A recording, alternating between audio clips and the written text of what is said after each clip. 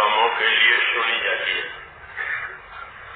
ہاں، یہ قاعدے کی بات ہے کہ ہم دین کی باتیں سنیں گے، سنائیں گے تاکہ دین کے کام کرنے آسان ہو جائے۔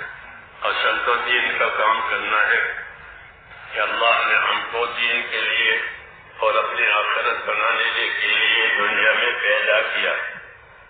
یہ پیغام ہمارے نام ہے، اللہ کے نبی کی طرف سے ہم کو پیغام دیا ہے کہ تم کو آخرت کے لیے پیدا کیا گیا ہے۔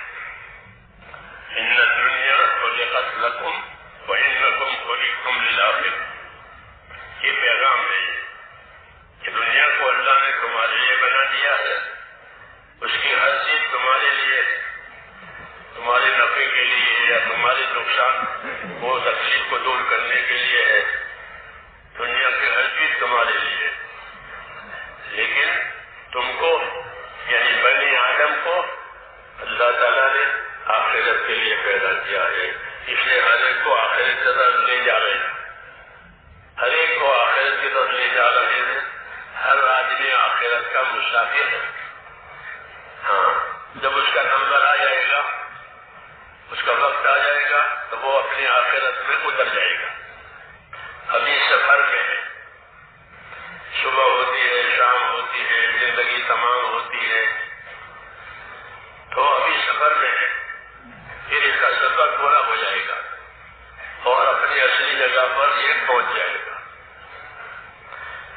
اس لیے پہلے سے یہ پیغام دیا ہے کہ تم کو آخرت کے لیے پیدا کیا ہے، دنیا کو تمہارے لیے پیدا کیا ہے، اپنی آخرت بنانے کے لیے دنیا میں ہم کو بھیجا گیا ہے۔ بہت سی چیزیں اللہ نے ہماری طرف متوجہ کی ہے، اپنی نعمتوں کو ہماری طرف متوجہ کیا ہے۔ ہاں، مختلف نعمتیں صبح سے شام تک اور شام سے صبح تک ہماری طرف آ رہی ہے، ایسے ہی مختلف احکام بھی ہماری طرف آ رہے ہیں۔ ابھی مغرب کی نماز پڑھ چکے ہیں، ابھی عشاء کی نماز کے احکام ہیں، عشاء پڑھو، پھر صبح کی نماز پڑھو، تو احکام بھی ہماری طرف آ رہے ہیں اور نعمتیں بھی ہماری طرف آ رہی ہیں۔ یہ نظام ہے، یہ نظام ہے۔ اس لیے نعمتوں کے جواب میں شکر کرنا ہے اور حکموں کے جواب میں اطاعت کرنی ہے۔ مثلاً دعا ہے، ایک مثلاً دعا مشہور ہے جو نماز کے بعد مانگی جاتی ہے، ربی اعیننی علی ذکرک و شکرک و حسن عبادتک۔ یہ مثلاً دعا ہے جو نمازوں کے بعد مانگی جاتی، دعائیں پڑھی نہیں جاتی، دعا مانگی جاتی۔ پڑھنے کے کلمات الگ بتائے ہیں اور مانگنے کے کلمات الگ بتائے ہیں۔ جو پڑھنے کے کلمات ہیں وہ پڑھے جائیں گے اور جو مانگنے کے کلمات ہیں اس کو دعا بنا کر مانگا جائے گا۔ دونوں قسم کے الفاظ حدیثوں میں ملتے ہیں، ان کو یاد کرنی چاہیے۔ ہاں، وقت بھر ان کو یاد کرنا چاہیے، ہاں، تاکہ اس وقت کا جو تقاضا ہو وہ پورا ہو جائے۔ ہاں، اس لیے کہتے اللہ کے راستے میں نکل کر کے ان باتوں کو سیکھے کہ یہ چلتا پھرتا مدرسہ بھی ہے، جس طرح یہ ایک محنت نصرت ہے، ایسے ہی یہ چلتا پھرتا مدرسہ بھی ہے کہ چلو پھرو، سیکھو، سکھاؤ، یاد کرو، یاد کراؤ، خود بھی تیار ہو جاؤ، دوسروں کو بھی تیار کرو۔ ہاں، خالی نکل جانا نہیں ہے، بلکہ اس نکلنے کے ساتھ بہت سی چیزیں ہیں جس سے یہ کام پورا ہوتا ہے اور اس کے نتائج آتے ہیں۔ کام پورا ہوگا تو اچھے نتائج آئیں گے، کام ناقص ہوگا تو اچھے نتائج کیسے آئیں گے؟ تو میں نے کہا ہر وقت کے احکام، ہر وقت کی نعمتیں ہماری طرف آتی ہیں، اس لیے اس کا دھیان کرنا ضروری ہے۔ ایک دفعہ بہت شروع کا زمانہ تھا، ایک میرا ساتھی جماعت پہ جا رہے اپنے گاؤں سے جا رہے تو مشرق کی طرف کا رخ تھا ہمارا، وہی ہمارا راستہ ہے گاؤں میں سے نکلنے کا۔ تو گاؤں سے باہر نکلے، سڑک پر آئے تو سورج نکلا گیا مشرق کی طرف، وہ سورج نکلنے کا وقت تھا۔ تو میرا ساتھی مجھے کہتے ہیں سورج نکل رہا، سورج نکلنے کے وقت میں کیا کرنا چاہیے؟ مجھے تو معلوم نہیں یہ سورج نکل رہا، سورج نکلنے وقت میں کیا کرنا چاہیے، کیا پڑھنا چاہیے؟ مجھے نہیں معلوم۔ تو اس نے مجھ کو بتایا کہ یوں کہو الحمدللہ الذی اقامنا یومنا ھذا ولم یہلکنا بذنوبنا۔ یہ مسنون کلمات ہے، دعا نہیں ہے، یہ مسنون کلمات، الحمدللہ الذی اقامنا یومنا ھذا ولم یہلکنا بذنوبنا۔ میں بہت متاثر ہوں، کیوں کہ بیچارہ وہ تو کھیتی کرنے والا تھا اور میں تو مولوی تھا۔ ہاں، وہ مجھے یاد نہیں، اس کو یاد ہے۔ کیوں کہ انما العلم بالتعلم والفقہ بالتفقہ، علم تو سیکھنے سے ہی آتا ہے، وہ سمجھ تو سمجھنے سے پیدا ہوتی ہے۔ ہاں، علم نہ سیکھے تو کہاں سے علم آ جائے گا، سمجھ نہ لے تو سمجھ کہاں سے آئے گی؟ تو یہ مجھے اس نے بتائی، بہت شروع زمانے کی بات ہے۔ مجھے کہا یہ نکل رہا ہے، یہ کہنا کہ الحمدللہ الذی اقامنا یومنا ھذا ولم یہلکنا بذنوبنا۔ یہ شکر ہے اس اللہ کا، دوسرا ترجمہ ہے، شکر ہے اس اللہ کا کہ جس نے یہ سورج دوبارہ نکالا۔ ہاں، کل بھی نکلا تھا لیکن دوبارہ اس نے کیا وہ بھی نکلا، ہم بھی زندہ ہیں، ورنہ ایسا ہی ہوتا ہے سورج تو نکلے گا لیکن کل والے مر گیا، کل والا مر گیا۔ تو اس نے کہا کہ الحمدللہ شکر ہے اللہ کا الذی اقامنا یومنا ھذا، کہ آج کا دن دوبارہ ہم پر لوٹ آیا، کل کا دن تو گزر گیا، آج دوبارہ دوسرا دن دیا جینے کے لیے، اور ہم کو ہمارے گناہوں کے سبب آپ نے ہم کو ہلاک نہیں کیا، ورنہ گناہوں کے سبب ہلاک بھی کر سکتے۔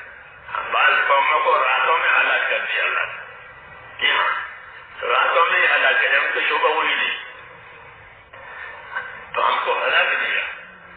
تو میں نے کہا ہر وقت کے احکام ہوتے ہیں، ہر وقت کے اور ہر وقت کی ذمہ داریاں ہوتی ہیں، اس کو سمجھنا اور اس کو پورا کرنا یہ دین کا تقاضا ہوتا ہے کہ اپنے اپنی ذمہ داریوں کو سمجھو، یہ ہم سے کہا جاتا ہے، اور پھر اس کو پورا کرو۔ یہ تو زندگی ذمہ داریوں کے پورا کرنے کا نام ہے۔ ہاں، کہ زندگی پوری ہو گئی ذمہ داریوں کے ساتھ، کہ نعم اجر العاملین، جو کہا نعم اجر العاملین، کہ ذمہ داریوں کے پورا کرنے والا کا اجر و انعام تو بہت ہی اعلیٰ درجے کا ہوگا۔ کیوں کہ انہوں نے اپنی زندگی کی ذمہ داریاں پوری کی ہے سیکھ سمجھ کر کے، تو کہا نعم اجر العاملین، کہ ان کا اجر و انعام تو بہت اعلیٰ ہوگا۔ یہ ترغیب دی ہے کہ اپنی ذمہ داریوں کو سمجھنا اور اپنی ذمہ داریوں کو پورا کرنا اور اچھی طریقے سے پورا کرنا۔ ایک تو ہے گھر سے اتر دینا، یہ تو نوکروں کا کام ہے کہ نوکر اپنے سر سے اتار دیتا ہے بس، اور وقت پورا ہو گیا تو چلا جاتا ہے، یہ بس میں جا رہا ہوں، میرا وقت ہو گیا۔ تو میرے بھائیوں، ہم نوکر نہیں ہیں، ہم تو اپنی مایا کے ذمہ دار ہیں۔ جو مایا ہمارے ذمہ اللہ نے کی ہے، جو ذمہ داری کی ہے، اس کے ہم ذمہ دار ہیں، نوکر نہیں۔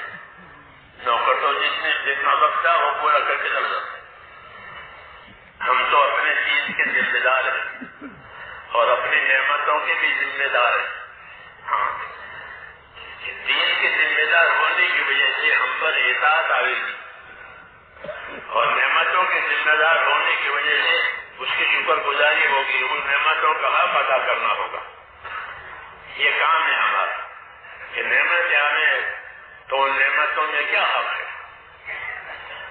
یہ خالی نعمتوں سے فائدہ اٹھانا، نعمتوں سے راحت لینا، کہ نعمتوں سے راحت لینا مقصود نہیں ہے، بلکہ نعمتوں کو اپنے مقصد میں مددگار بنانا ہے، یہ اصل مطلوب ہے کہ بھئی نعمتیں کیوں دی ہے؟ کہ نعمتیں اس لیے نہیں دی ہے کہ خوشحال رہو نعمتوں میں خوش، کہ نہیں ایاک والتنعم، خبردار ایش پرست نہ بنو نعمتوں کی وجہ سے، یوں کہو کہ نعمتوں کی وجہ سے ایش پرست نہیں بننا ہے، ایاک والتنعم، خبردار ایش پرست نہ بنو۔ تو نعمتوں کی وجہ سے ایش پرست نہیں بننا ہے، یہ ہماری تعلیم نہیں ہے۔ ہاں، جو اللہ کو نہیں مانتے، آخرت کو نہیں جانتے، وہ کہتے ہیں بس یہ حیات دنیا، یہی زندگی ہے اور باقی کچھ نہیں ہے۔ تو یہ ان کا خیال باطل ہے، ان کو بعد میں بات ان پر روشن ہو جائے گی کہ حقیقت کیا تھی۔ ہم کو اللہ تعالیٰ نے اپنے فضل و کرم سے روشن چیز دے دی ہے، دنیا کیا ہے، آخرت کیا ہے، دین کیا ہے، ہمارے لیے سب چیزیں آ گئی۔ حضور صلی اللہ علیہ وسلم کے اوپر یاد دہانی کی چیزیں آ گئی ہے۔ وَأَنزَلْنَا إِلَيْكَ الذِّكْرَ، اے نبی ہم نے آپ کی طرف ایک ذکر نازل کیا ہے، ایک یاد دہانی کی چیزیں نازل کی ہیں۔ وَأَنزَلْنَا إِلَيْكَ الذِّكْرَ، تاکہ آپ لوگوں کو سمجھائیں، لِتُبَيِّنَ لِلنَّاسِ مَا نُزِّلَ إِلَيْهِمْ، ہم نے آپ کی طرف ایک ذکر نازل کیا ہے، ایک دین نازل کیا ہے، تاکہ آپ لوگوں کو کھول کھول کے بتائیں کہ اس وقت یہ ہے، اس وقت یہ ہے، اس وقت کا یہ تقاضا ہے، اس وقت یہ منع ہے۔ لِتُبَيِّنَ لِلنَّاسِ مَا نُزِّلَ إِلَيْهِمْ، ان کے لیے جو چیزیں نازل کی گئی ہیں ان کو آپ کھول کھول کر کے بتائیں۔ تو نبی کے ذمے ہے کہ کھول کھول کر کے بتائیں، اس لیے نبی اپنی بات، اللہ کی بات کو کھول کھول کر کے بتاتا ہے تاکہ کرنے کے کام روشن ہو جائیں، بچنے کے کام ہمارے سامنے آ جائیں، تکمیل کیسے ہوتی ہے اس کی یہ ہمارے سامنے آ جائے۔ یہ دین کا تقاضا ہے۔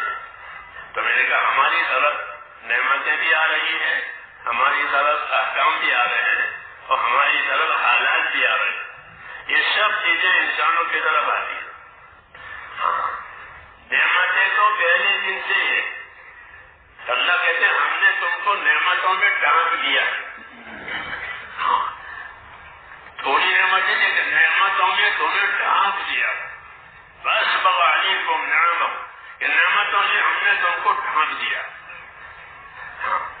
اتنی نعمتیں ہیں چاروں طرف کہ گننا چاہو تو گن نہیں سکتے، جب گن نہیں سکتے تو شکر کیسے ادا ہوتا ہے؟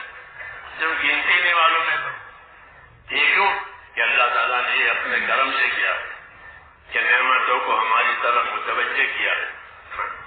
یہ نعمتیں اس لیے نہیں دی ہے کہ نعمتوں میں جو ہے عیش کریں، بلکہ یہ نعمتیں شکر کرنے کے لیے دی ہے، حق ادا کرنے کے لیے دی ہے۔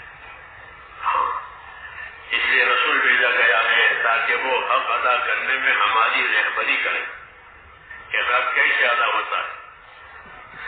اگر نبی کی رہبری نہیں ہوگی تو پھر گمراہی ہوگی، پھر نفس کے تقاضے ہوں گے خواہشات کے، اور شیطان کے تقاضے ہوں گے بہکانے کے۔ وہ بہکاتا ہے، اور نفس کے تقاضے اپنے خواہشات کے ہوتے ہیں، اور یہ دونوں تقاضوں کا انجام محرومی ہے۔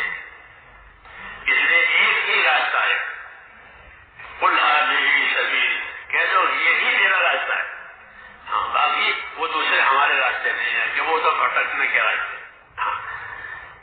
کہ شیطان بہکاتا ہے، مختلف طریقے سے بہکاتا ہے تاکہ آدمی دین پر نہ آوے، اور آگے تو صحیح معنی میں دین کا حق ادا نہ کر۔ اس لیے کبھی تو وہ ڈراتا ہے، شیطان ڈراتا ہے حالات سے، تخویف اس کا کام ہے کہ شیطان ڈرائے گا حالات سے، یوں ہو جائے گا، یوں ہو جائے گا، یوں ہو جائے گا، حالانکہ ابھی کچھ ہوا بھی نہیں ہے، ابھی نہیں کچھ ہوا، لیکن اس سے پہلے ڈرایا ہے، وہ یہ ڈرے ہوئے رہتے، پھر اس ہنستا بھی ہے. یہ دیکھو بنی آدم کچھ ہوا نہیں ہے، وہ ابھی سے سہتے ہوئے ہیں، ڈرے ہوئے ہیں. ہاں یہ ہو جائیں گے، بیمار ہو جائیں گے، مغریب ہو جائیں گے، حالانکہ ہوئی نہیں ہے لیکن ڈرے. تخفیف اس کا کام ہے، ایسے تشویش اس کا کام ہے. تشویش کا مطلب یہ ہوتا ہے کہ بہانے بنانا، باتیں بنانا، تاکہ اپنے آپ کو بے قصور ثابت کرے. ہاں یہ بھی سکھائے گا. منافقین جب کوئی اجتماعی کام میں نہیں چاہتے تھے تو بہانے بنا دیتے کہ ہمارے گھر یوں سونے پڑے ہوئے ہیں، کوئی دیکھ بھال کرنے والا نہیں ہے، اس لیے ہم معذور ہیں. یہ بیوتنا عورا، ہمارے گھر سونے پڑے ہوئے ہیں. اللہ فرماتے وما ہی بعورا، یہ سونے نہیں ان کے گھر، یہ تو یہاں سے جان بچانا چاہتے. یہ تصویر کہلاتی ہے. یہ بہانے سکھانا تاکہ قبضے میں نہ آئے. یہ شیطان کی طرف سے. اس لیے کہا کہ مخلص رہو، بہانے نہ بناؤ، سچے رہو اور سچوں کے ساتھ رہو. بہانے بناؤ گے تو ڈرایا ہے کہ کوئی بہانہ نہ بناؤ. اگر بہانہ بنائے گا تو وہ بہانہ سچ مچ ہو جائے گا کہ میری طبیعت صحیح نہیں ہے، میں بیمار ہوں گے، گھر میں سے اچھی نہیں ہے وہ بیمار.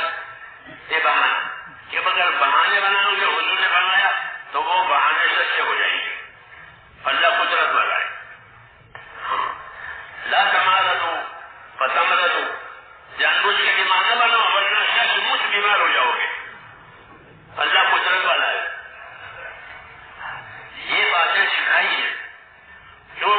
تاکہ اللہ کے سامنے چوکسی رہے، اللہ کے ہم نے صاف ستھرے رکھے، اللہ کے سامنے سچے رہے. یہ دین سچا ہے، یہ دین سچا ہے، یہ دین حق ہے.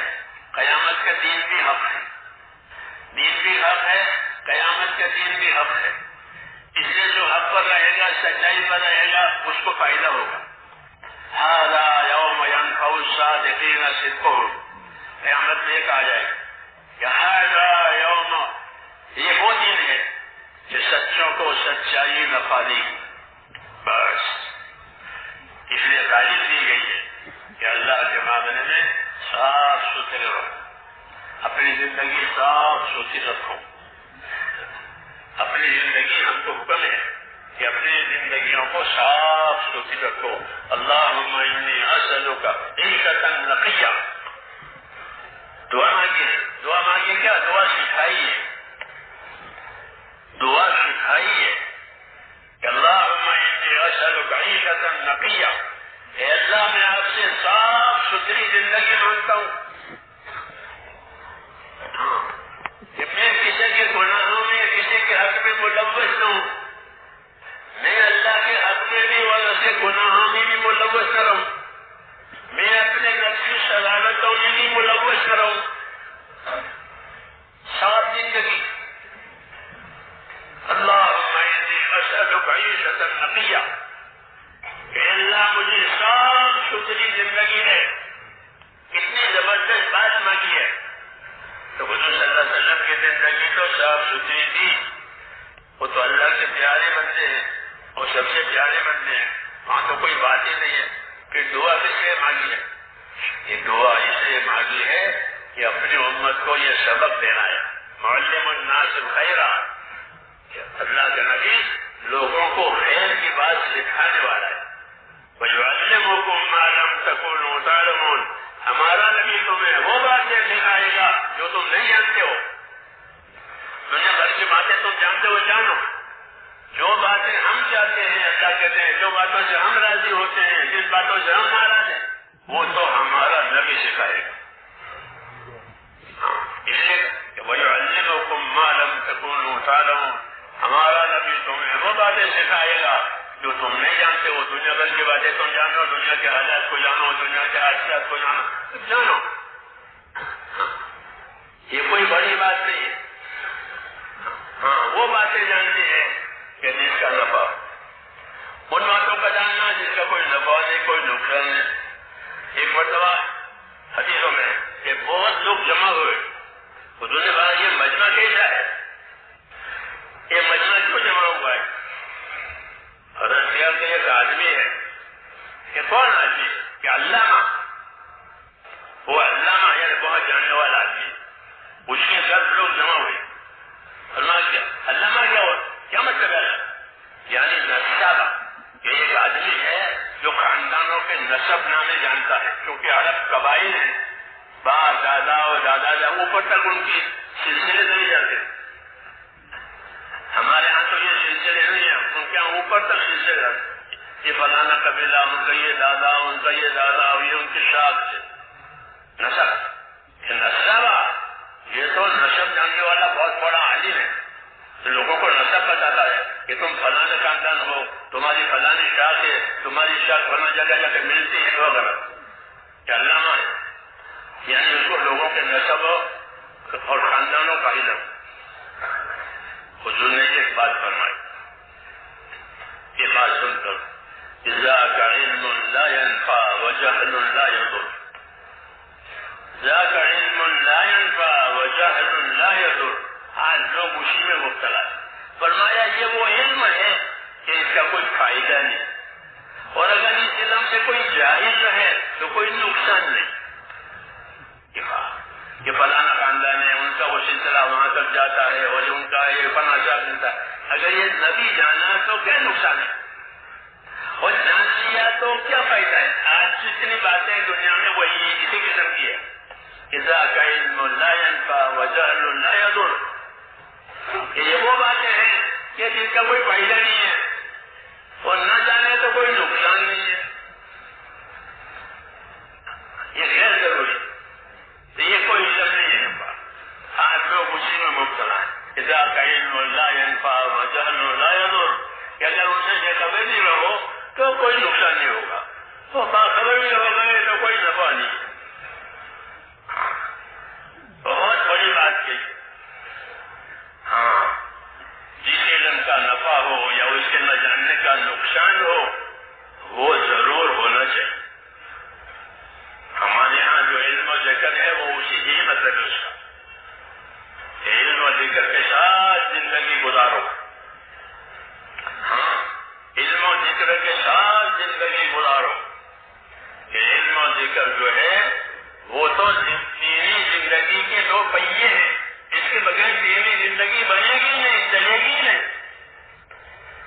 کہ دین کا علم بھی نہیں ہے اور دین کے علم کا عمل بھی نہیں ہے تو کیا رہ گیا؟ کہ جہالت. تو رسول صلی اللہ علیہ وسلم نے لوگوں کو میرے دوستوں جہالت میں سے نکالا ہے، غفلت میں سے نکالا ہے. علم و ذکر کہ علم کے مقابلے میں جہالت ہوتی ہے اور ذکر کے مقابلے میں غفلت ہوتی ہے. یہ غفلت میں نہیں، ذکر میں، جہالت میں نہیں، علم میں. تاکہ دین کا علم آئے، دین کا سیکھنا سکھانا آئے، تاکہ جو حقوق ہمارے اوپر عائد ہوتے ہیں دنیا میں وہ حقوق کی ہم کو خبر ہو جائے. حقوق عائد ہوتے، آداب ہیں تو آداب کے لحاظ سے حقوق عائد ہوتے کہ بھائی داہنا کہ داہنے کو پیدا کرو. اچھے کاموں کے لیے داہنا پہلے ہوگا، ویسے کاموں کے لیے بایاں پہلے ہوگا. کہ جوتا اتارنا ہے تو بایاں پہلے ہوگا. مسجد میں سے نکلنا ہے، اسٹیشن میں سے نکلنا ہے، دونوں میں فرق ہے، دائیں بائیں. یہ کیا ہوا کہ یہ ہر جگہ کا حق ہے. مسجد تعظیم کی چیز ہے، اس لیے اس کی ابتدا دائیں سے ہو. دوسری چیزیں تعظیم کے قابل نہیں ہے، نفرت کے قابل ہے، تو اس کی ابتدا بائیں سے ہو.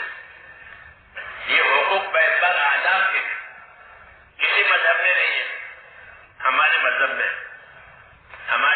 ہے، ہمارے دین میں اس لیے دین سیکھنا ضروری ہے. سلمان فارسی رضی اللہ تعالیٰ عنہ بڑے آدمی ہیں، بڑے صحابی ہیں.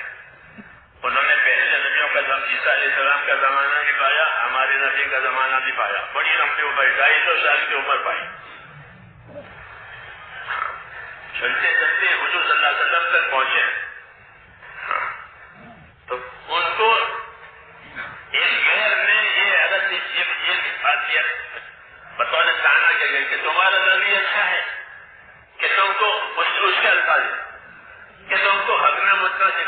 یہ کہا ہے ان کے انوچھے الفاظ ہیں وہ حدیث میں یہ الفاظ وہ جو بڑے آدمی تھے اس نے کہا ہاں ہمارا نبی ہم کو سکھاتا ہے کہ قبلے کی طرف منہ کر کے استجا نہیں کیا جائے گا، قبلے کی طرف پیٹ کر کے استجا نہیں کیا جائے گا، یہ ہمارا نبی ہم کو سکھاتا ہے، کھڑے ہو کے نہیں کیا جائے گا، یہ ہمارا نبی ہم کو سکھاتا ہے۔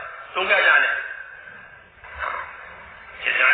کہ جانور بیٹھ کر کے پیشاب نہیں کرتا، وہ جو کھڑے ہو کر کرتے ہر جانور ہم کو الگ کیا ہے، یہ اسے کہا کہ تو کیا جانے، وہ تو تانا دے رہا تھا، انہوں نے تعلیم دی، ہمارے نبی نے سکھایا، ہمارے نبی نے سکھایا، نبی نے سکھایا وَيُعَلِّمُكُم مَّا لَمْ تَكُونُوا تَعْلَمُونَ، ہمارا نبی تمہیں وہ باتیں سکھائے گا جو تم نہیں جانتے ہو، اور صحیح بات ہے ہم کچھ بھی نہیں جانتے، اور عرب جو تھے وہ تو کچھ بھی نہیں جانتے تھے، ہاں وہ تو جنگلوں میں رہتے تھے، مونج چلاتے تھے، اللہ تعالیٰ نے آپ کی وجہ سے ان کو کام سے کام پہنچا دیا، اس نے کہا وَيُعَلِّمُكُم مَّا لَمْ تَكُونُوا تَعْلَمُونَ، ہمارا نبی تمہیں وہ باتیں سکھائے گا جو تم نہیں جانتے، اس لیے تم کو جہالت میں سے نکالے گا اور زندگی کی ذمہ داریاں سمجھائے گا، زندگی کی ذمہ داریاں سمجھائے گا کہ زندگی کی یہ ذمہ داریاں ہیں، انفرادی ذمہ داری یہ ہے، اجتماعی ذمہ داری یہ ہے، ہاں یہ ذمہ داریاں سکھائے گا، اس لیے کہ دنیا ذمہ داریوں کے پورا کرنے کی جگہ ہے، اور اللہ کا دستور ہے کہ جتنی ذمہ داری پوری کی جائے گی اتنے مدد ملے گی، قاعدہ ہے کہ جتنی بندہ ذمہ داری پوری کرے گا اتنی خدا مدد کرے گا، المعونۃ علی قدر المعونہ، کہ اللہ کی مدد اتنی آئے گی جتنی ذمہ داری پوری کی جائے گی، یہ دنیا ہے ہی ذمہ داریوں کے پورا کرنے کی جگہ، اس لیے ان ذمہ داریوں کو پورا کرنے کے لیے دین سیکھنا ہے، دین سیکھنا ہے تاکہ زندگی کی ذمہ داریاں پوری ہو جاوے، پھر اس کے بعد آخرت کے انعامات ذمہ داریوں کے بعد، اور وہ اصل ہے کہ یہاں سے ذمہ داریاں پوری ہوئی ہے اور وہاں سے اس کے اجر و انعامات اور اس کے بدلے دے جائیں گے، ہاں اور بدلہ ہمیشہ کے لیے دے جائے گا، جی ہاں بدلہ ملے گا اور بڑا بدلہ ملے گا، کیونکہ اللہ تعالیٰ کو آخرت پسند ہے، جب کوئی بندہ آخرت پسند کرتا ہے تو اس بندے کو اللہ تعالیٰ آخرت بڑا چڑھا کر دیتا ہے، ہاں دنیا مقدر کی دیتے ہیں، عمر مقدر کی دیتے ہیں، لیکن آخرت بڑا چڑھا کر دیتے ہیں، ہاں وَإِن تَكُ حَسَنَةً يُضَاعِفْهَا، اگر ایک بھی نیکی ہوگی اللہ کہتے ہیں تو اللہ اس کو بڑھا دے گا، جیسے گوٹلی کو بڑھا کر درخت بنا دیتے ہیں اور وہ درخت ہر سال پھل دیتا ہے، ہوتی ہے ایک گوٹلی آم کی یا کھجور کی، وہ گوٹلی کو بڑھا کر درخت بنایا اور درخت ہر سال آم دیتا ہے، ایسی آخرت ہے، ایک نیکی تھی اور ایک نیکی کا بدلہ کے بڑھتا ہی چلا جائے گا، کہ آخرت کہ وہ تو بڑا کر دینے کے لیے ہے، وَإِن تَكُ حَسَنَةً يُضَاعِفْهَا وَيُؤْتِ مِن لَّدُنْهُ أَجْرًا عَظِيمًا، کہ ہماری طرف سے بڑا بدلہ بنا کر کے دیں گے، جس بدلے کو اللہ بڑا کرے وہ کون، وہ کیا کہہ سکتے بڑا بدلہ، تو اللہ جیسے بڑے ہیں ان کے بدلے بھی بڑے ہو، یہ ترغیب دی ہے، یہ شوق دلایا ہے تاکہ ذمہ داریاں پوری کی جائیں، تو ہم ذمہ داریوں کے پورا کرنے والے ہیں، ہاں ہمارے اوپر ذمہ داریاں اللہ تعالیٰ نے ڈالی ہے، دینی ذمہ داریاں، دنیاوی ذمہ داریاں، ایک دوسرے کے حقوق کی ذمہ داریاں، ان ذمہ داریوں کو سمجھنے کے لیے دین آیا ہے، دین کی ذمہ داری دو قسم کی ہے، ایک قسم دین کی ذمہ داری کی یہ ہے کہ اپنی ذات سے اپنے دین پر استقامت پیدا کی جائے، کہ اپنے آپ کو اپنے دین کا پابند کرو، یہ ہر آدمی کی طرف یہ بات جاتی ہے، ہر آدمی اپنی انفرادی طور پر اپنے آپ کو اپنے دین کا پابند کرے، یہ حکم ہے، نبی کو بھی حکم ہے کہ نبی اپنے آپ کو پابند کرو، فاستقم کما امرت ومن تاب معک، کہ اے نبی اپنے آپ کو پابند کرو، وہ تو ہے ہی پابند، لیکن تعلیم دے رہے ہیں کہ پابندی اصل ہے، آزادی اصل نہیں ہے، آزادی فساد ہے، اور پابندی کے نتائج اچھے ہوتے. اس لیے کہا کہ اپنے آپ کو پابند کرو، نبی اپنے آپ کو پابند کرو. اور جو آپ پر ایمان لائے ہیں ساری دنیا میں ایمان والے کفر سے گناہوں سے توبہ کر کے آپ کی طرف آئے ہیں، وہ بھی اپنے آپ کو پابند کریں. پابندی کا حکم سب کا لگا ہے، پابندی کا حکم سب کا لگا ہے. اس لیے کہ دنیا ہی عمل کرنے کی جگہ دارالعمل ہے، پابندی پہ ہوگی تو عمل کیسے ہوگا؟ اس لیے اس دعوت اور محنت کے ذریعے سے اپنے آپ کو اپنا پابند کرنا ہے. آزادی کی جگہ جنت ہے، آزادی کی جگہ جنت ہے. دنیا کو جیل خانہ بتایا کہ دنیا مومن کے لیے ایسی ہے جیسے جیل. جیل میں پابندیاں ہوتی ہیں، تکلیفیں ہوتی ہیں. اس لیے مومن کی زندگی جیل کی. اس طرح جیل میں پابندیاں ہیں، تکلیفیں ہیں، ایسے یہاں بھی ہوگی. پھر یہاں سے آزاد ہو جائیں گے. جیسے جیل میں سے چھوٹ کے گھر چلے گئے، یہاں سے آزاد ہو کر جنت میں چلے جائیں گے. پھر کوئی پابندی نہیں، جو چاہو گے وہ ملے گا. ایک مدت ہے بس. تو میں نے کہا یہ اس بات پر ہے کہ زندگی ذمہ داریوں کا نام ہے. ایک استقامت کی ذمہ داری ہے، دوسری ذمہ داری ہمارے اوپر نصرت کی ہے. نصرت کی ذمہ داری ہے. نصرت یعنی ہم اللہ تعالیٰ کے دین کے مددگار بنے. حکم ہے ہم کو کہ اپنے دین کے مددگار رہو، اپنے دین کے مددگار رہو. کونوا انصار اللہ، اے ایمان والو اپنے دین کے مددگار رہو. ایک اپنے دین کے پابند رہو، ایک اپنے دین کے مددگار رہو. دو حکم. پابندی میں جو اللہ کے فرائض ہیں ایمان کے ساتھ کہ اس کی پابندی ہوگی. ایمان کہ ایمان میں قوت لانا، یہ ضروری ہے کہ ایمان میں قوت آئے. ایمان کی محنت سے قوت آتی ہے کہ ایمان کی محنت کرو تاکہ ایمان میں قوت آئے. ایمان میں قوت آئے تو کیا نتیجہ ہوگا کہ ایمان میں قوت آئے گی تو حرام سے بچنے کی طاقت پیدا ہوگی، فرائض کو ادا کرنے کی طاقت پیدا ہوگی، دوسروں کے حقوق ادا کرنے کی طاقت پیدا ہوگی. ایمان کی طاقت کے یہ ثمرات ہیں، یہ ثمرات ہے کہ ایمان میں طاقت آئی کہ مجھے اللہ کو جواب دینا ہے، اللہ مجھ سے حساب دے گا، اللہ نے مجھ پر ذمہ داری ہے، ثواب اور عذاب اللہ کے فیصلے سے ہوگا اور ناپ تول کے ہوگا. جب یہ بات آئے گی تو زندگی ذمہ داریوں کا، تو یہ زندگی حقوق ادا کرنے پر قائم کرے گی کہ فرائض ادا ہو جائیں گے. فرائض کے ادا کرنے کی طاقت آئے گی. نماز، روزہ، زکوٰۃ، حج، حلال کھانا، حلال کمانا، حلال پہننا، حلال اوڑھنا، یہ جو ہے وہ حرام سے بچنا، یہ طاقت پیدا ہوتی ہے. ایمان کی محنت سے یہ طاقت پیدا ہوتی ہے. ایک دم اللہ نے حرام چیزوں کو حرام نہیں بتایا کہ شراب حرام ہے، ایک دم نہیں بتایا، بلکہ لوگوں میں جب ایمان کی طاقت بڑھائی محنتوں سے، مجاہدوں سے، تعلیم سے، تو پھر احکام آئے کہ یہ حرام ہے، یہ حرام ہے، یہ حرام ہے، تو چھوٹ گئی. تو محنت سے یہ طاقت پیدا ہوتی ہے کہ حرام سے بچا جائے گا اور فرائض کو اور حقوق کو ادا کیا جائے گا. فرائض کو اور حقوق کو ادا کیا جائے گا. یہ اس طاقت کا نتیجہ ہوتا ہے. جب ایمان میں طاقت آئی کہ اللہ نے کوئی چیز فرض کی ہے کہ اس کو ادا کریں، اس کو ادا کریں. ایسے دوسروں کے حقوق ہیں کہ وہ ادا کیے جائیں گے، وہ ادا ہو جائیں گے. ایمان کی طاقت کا یہ ثمرہ ہوتا ہے. اس لیے ایک ذمہ داری ہے کہ اپنے ایمان میں طاقت پیدا کی جائے. ایمان کی محنت سے ایمان میں طاقت آتی ہے. ایمان کی محنت چھوٹ جاتی ہے تو ایمان میں کمزوری آتی ہے کہ یہ حقوق ادا کرنے میں کوتاہیاں اور کمزوریاں ہوگی.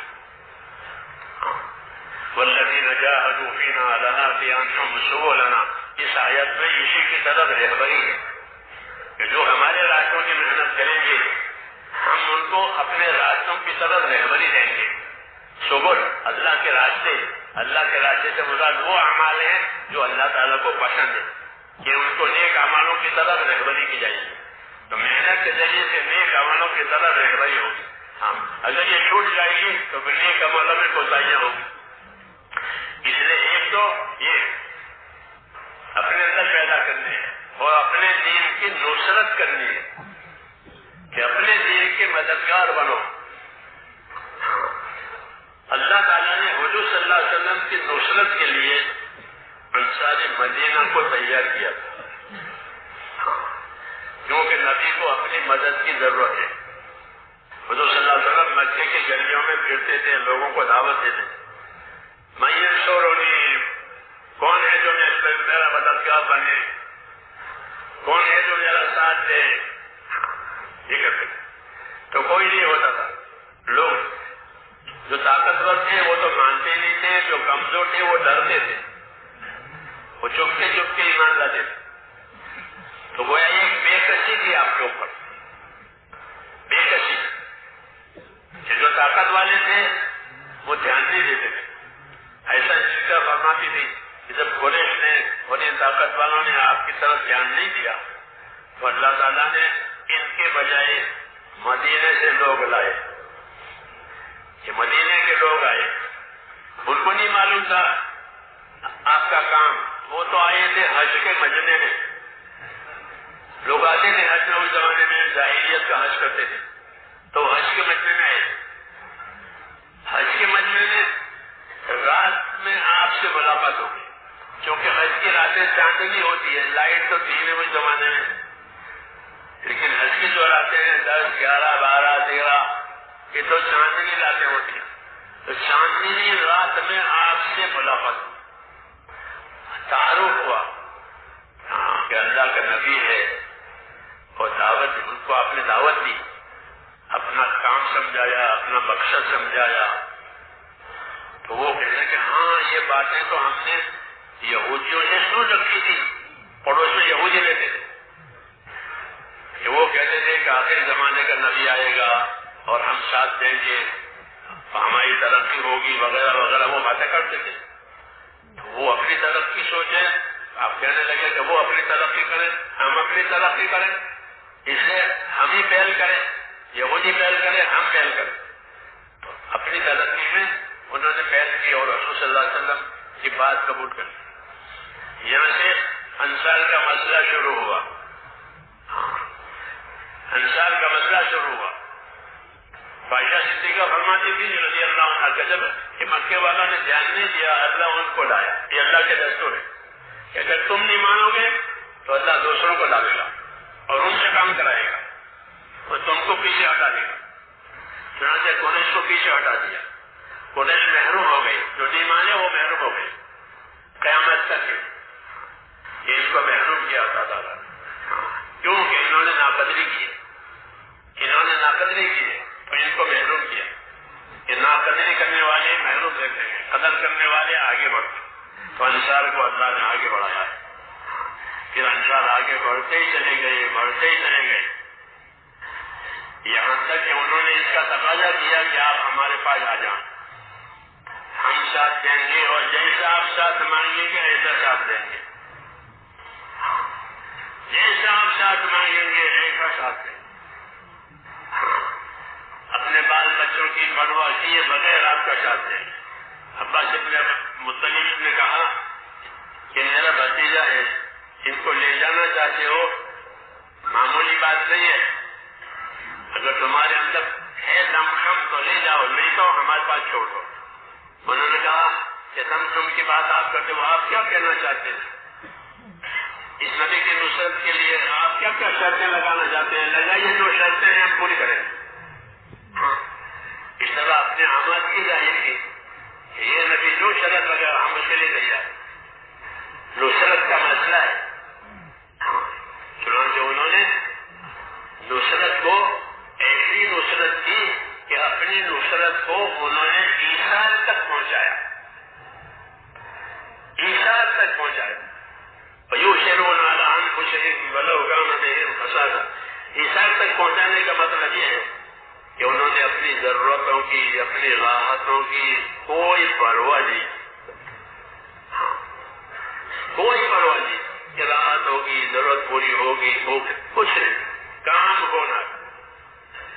تو اپنی نصرت کو انہوں عیسیٰ تک پہنچا دیا، یعنی اپنی ضرورتیں پیچھے کر دی، اپنی راحتیں پیچھے کر دی، اور جو لوگ آئے تھے ان کی راحتیں، ان کی ضرورتیں اور دین کے جو تقاضے تھے وہ اس کو آگے کیا۔ اس لیے اللہ تعالیٰ ان سے راضی ہو گیا۔ مہاجرین سے تو اس لیے راضی ہو گیا کہ مہاجرین تو سب سے سچے ہیں کہ انہوں نے تو سب کچھ ان کا تو چھوٹ گیا، کہ مہاجرین تو غریب ہو گئے، فقراء، ہجرت اتنی ایسی کی کہ وہ غریب ہو گئے، نصرت ایسی کی کہ عیسیٰ تک پہنچائی کہ اپنی حاجتیں بھی لے لی۔ اس لیے یہ دو طبقے ہو گئے، مہاجرین اور انصار۔ ان کو اللہ نے سچا کہا، یہ سچے۔ مہاجرین کو سورہ حشر کی آیتوں میں کہ جنہوں نے ہجرت کی ہے، اولئک ھم الصادقون، یہ سچے۔ اور ان کو انہوں نے جان مال اللہ تعالیٰ کے لیے لگائی ہے، تو یہ بھی سچے۔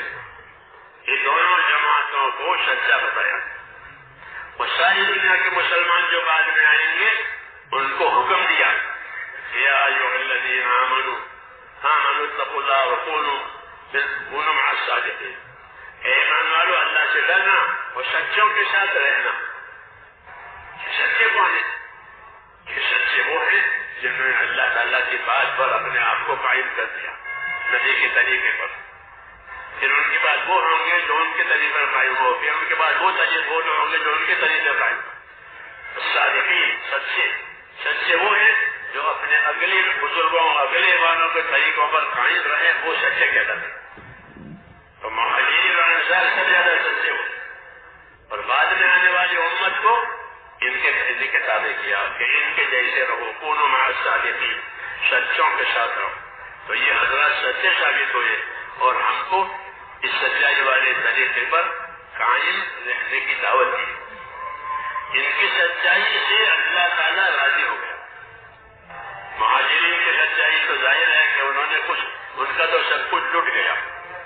انصار کی سچائی کہ مہاجرین کی خدمت بھی کی اور اپنی دین کی نصرت بھی کی، دونوں ان کی خدمت بھی کی اور ان کی نصرت بھی کی، اس لیے یہ سچے ثابت ہوئے۔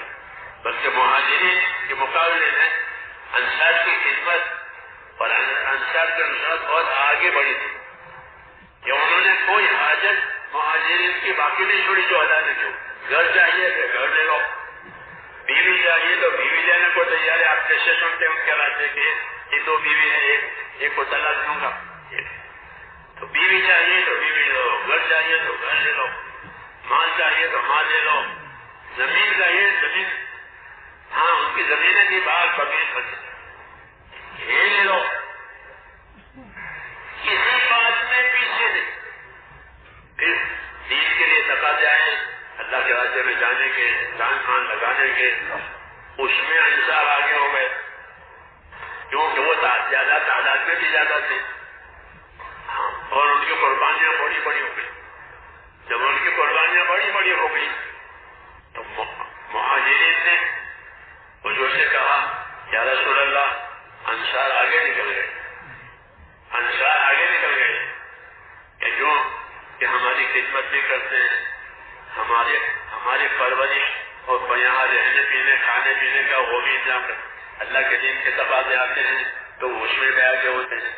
شہید بھی ان کے آدمی زیادہ ہوتے ہیں، اللہ کے راستے میں جاتے ہیں تو یہی مارے جاتے ہیں جن کی شہادتیں زیادہ ہیں، جن کی قربانیاں زیادہ ہیں۔ تو یہ تو سب باتوں میں ہم سے آگے نکل جائیں گی، پھر ہمارا کیا ہوگا؟ دیکھو دو باتیں ہیں، ایک تو کوئی زیادہ کام کرے اس پر حسد آئے، یہ تو حرام ہے۔ ایک آدمی ہمارے کام میں، ہمارا ساتھی ترقی کر رہا ہے، آگے بڑھ رہا ہے، اس کی سوچ سمجھ بھی ترقی کر رہی ہے،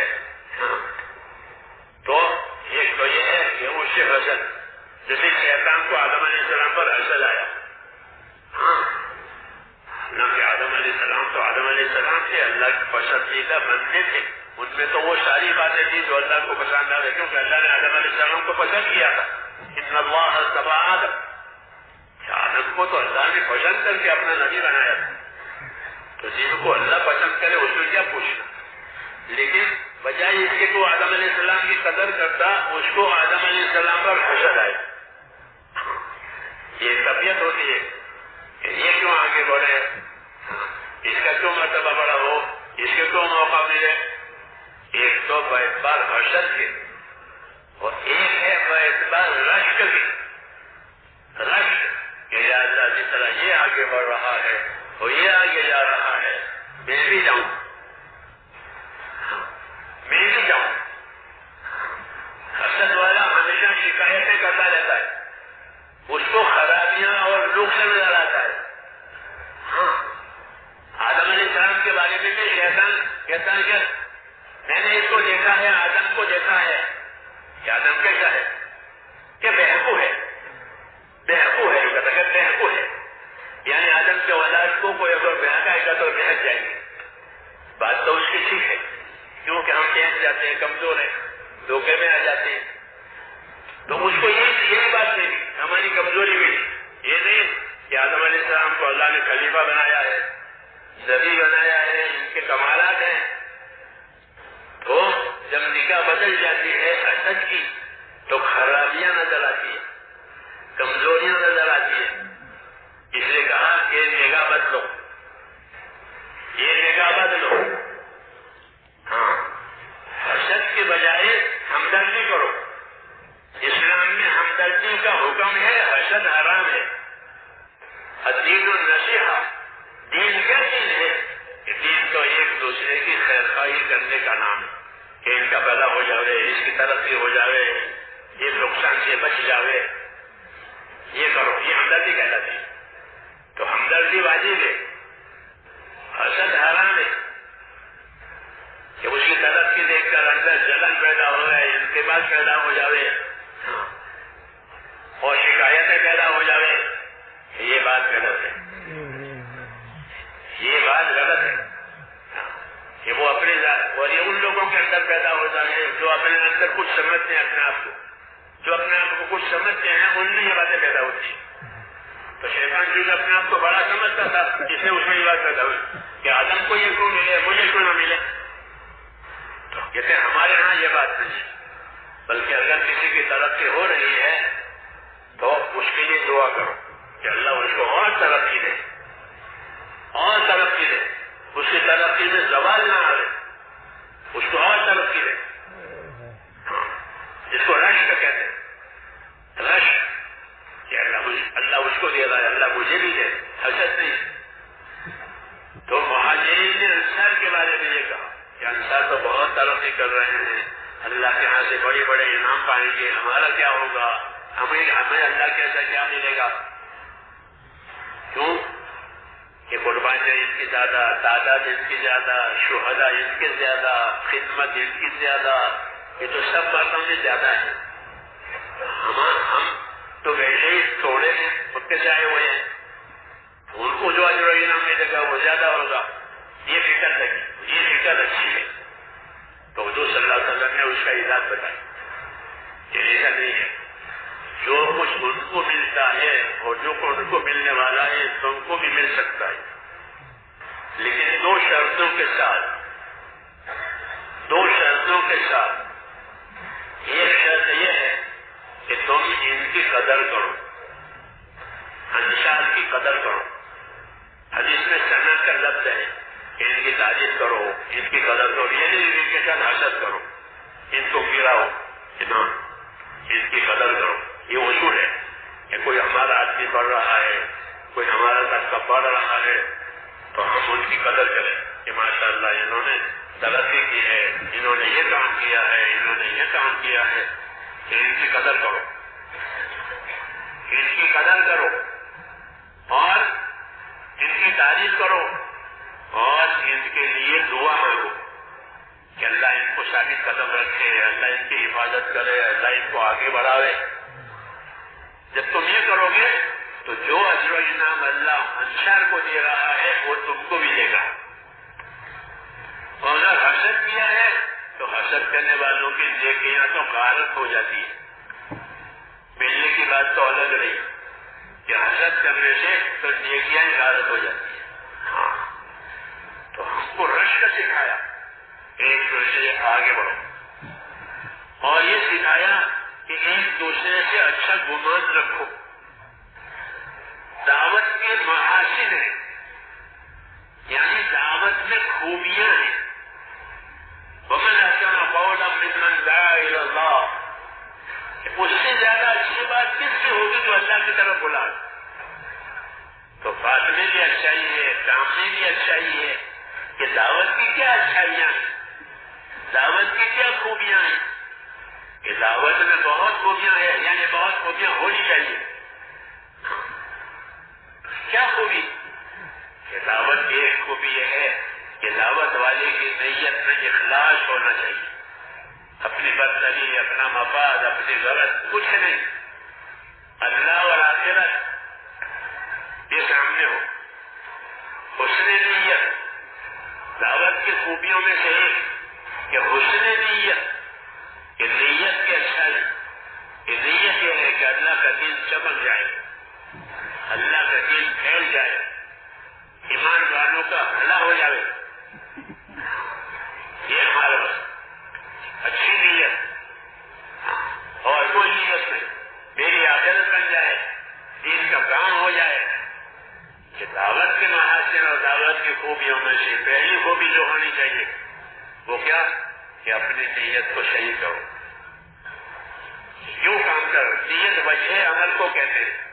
یہ عمل کیوں کیا جا رہا ہے؟ یہ کیوں کے جواب میں جو آگے وہ نہیں ہے. ایک آدمی اٹھ کے جا رہا ہے، بھائی صاحب کہاں جا رہا ہے؟ کہ پانی پینے جا رہا ہے. تو پانی پینا اس کی نیت ہے جو حرکت میں لائی ہے. نیت وجہ عمل کو کہتے ہیں کہ بھائی یہ کام کیوں کر رہے ہو، کہ کیوں جا رہے ہو؟ کہ پانی پینے جا رہا ہو. تو پانی پینے کا ارادہ یہ نیت اس کی. ایسے بھی کیوں دین کا کام کیوں کر رہے ہو؟ کیا وجہ ہے؟ کون سی وجہ حرکت میں لائی ہے؟ بھائی کہ ہم کو اللہ اور آخرت حرکت میں آئے، اللہ اور آخرت کے لیے کر رہے ہیں. ہاں یبتغون فضلا من اللہ ورضوانا. صحابہ کے بارے میں کہا کہ محمد صلی اللہ علیہ وسلم کے ساتھیوں کو دیکھتے ہو؟ کہ محمد صلی اللہ علیہ وسلم کے ساتھیوں کو کیسا دیکھتے ہو؟ نہیں دیکھتے ہو تو اللہ کے لیے دکھاؤ. تراہم رکعا سجدا.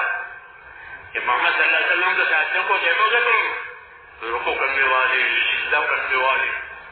ہاں یہ صفت بتائیے کہ دعوت کی تاثیر میں سے ہے عبادت کی کثرت. کہ دعوت دینے والا تو عبادت کی دعوت ہے ہماری. تو ہم حکومت کی دعوت نہیں دیتے ہیں، مالداری کی دعوت نہیں دیتے ہیں، عہدے داری کی دعوت نہیں، اللہ کی طرف دعوت ہے. اللہ نے عبادت کے لیے پیدا کیا ہے. تو دعوت کی مشغولی کی وجہ سے عبادت کی مشغولی بڑھ جانی چاہیے. یہ نتیجہ ہے. یہ انفرادی ہے کہ انفرادیت کی تقویت کے لیے ہی اجتماعیت ہوتی ہے. ہاں یہ بھی سمجھنے کی بات ہے کہ جتنی اجتماعیتیں ہیں وہ انفراد کی تقویت کے لیے ہوتی ہے. جتنی کمپنیاں بنتی ہیں دنیا میں کمانے کی تو ہر کمپنی کا ممبر اپنی مالداری چاہنے کے لیے کمپنی میں شریک ہوا ہے. تو ہوگی کمپنی لیکن افراد ہوں گے مالدار. تو جتنی اجتماعیتیں ہیں میرے دوستوں وہ انفرادیت کو طاقت دینے کے لیے. جیسے ہم جماعت کی نماز پڑھیں گے تو ایک نمازی کو 47 درجے کی نمازیں ملیں گی. جماعت سے نہیں پڑھیں گے تو دلیں ملے گی. تو جو اجتماعیتیں ہوتی ہیں وہ انفرادیت کو طاقت دیتی ہے، انفرادیت کو ترقی دیتی ہے. ہاں اگر فساد پر جمع ہو جائیں گے تو وہ فساد بہت کریں گے. کیوں کہ وہ جمع ہو گئے ہیں فساد پر. ایسے صلاح اور فلاح پر جمع ہو جائیں گے تو ان کی اجتماعیت کی وجہ سے صلاح اور فلاح بڑھ جائے گی. ہاں تو جتنی اجتماعیتیں ہیں وہ انفرادیت کو طاقت دیتی ہے.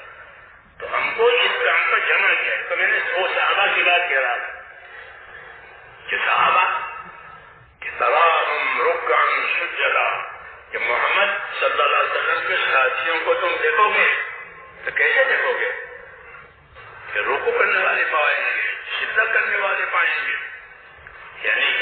عبادت کا ان میں انہماک ہے، ان میں عبادت کی کثرت ہے. رکوع سجدے کا نام لیا ہے،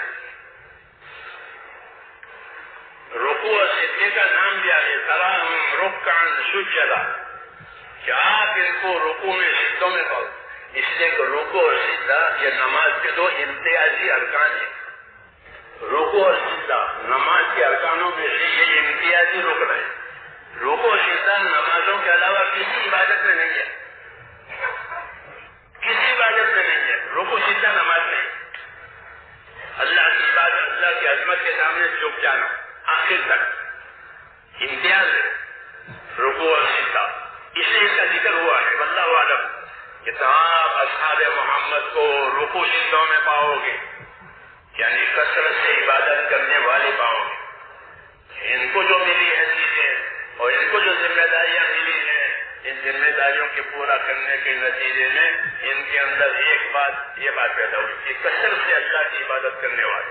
حضرت علی فرماتے تھے کہ ان پر سجدوں کے نشانات کے ایسے نشانات ہیں جیسے بکریوں کے گھٹنوں پر ہوتے ہیں. بکری کا گھٹنا دیکھنا وہ گھس گھس کے سخت ہو جاتا ہے. کہ ان پر رکوع سجدوں کے نشانات ایسے ہو گئے جیسے بکری کے گھٹنے.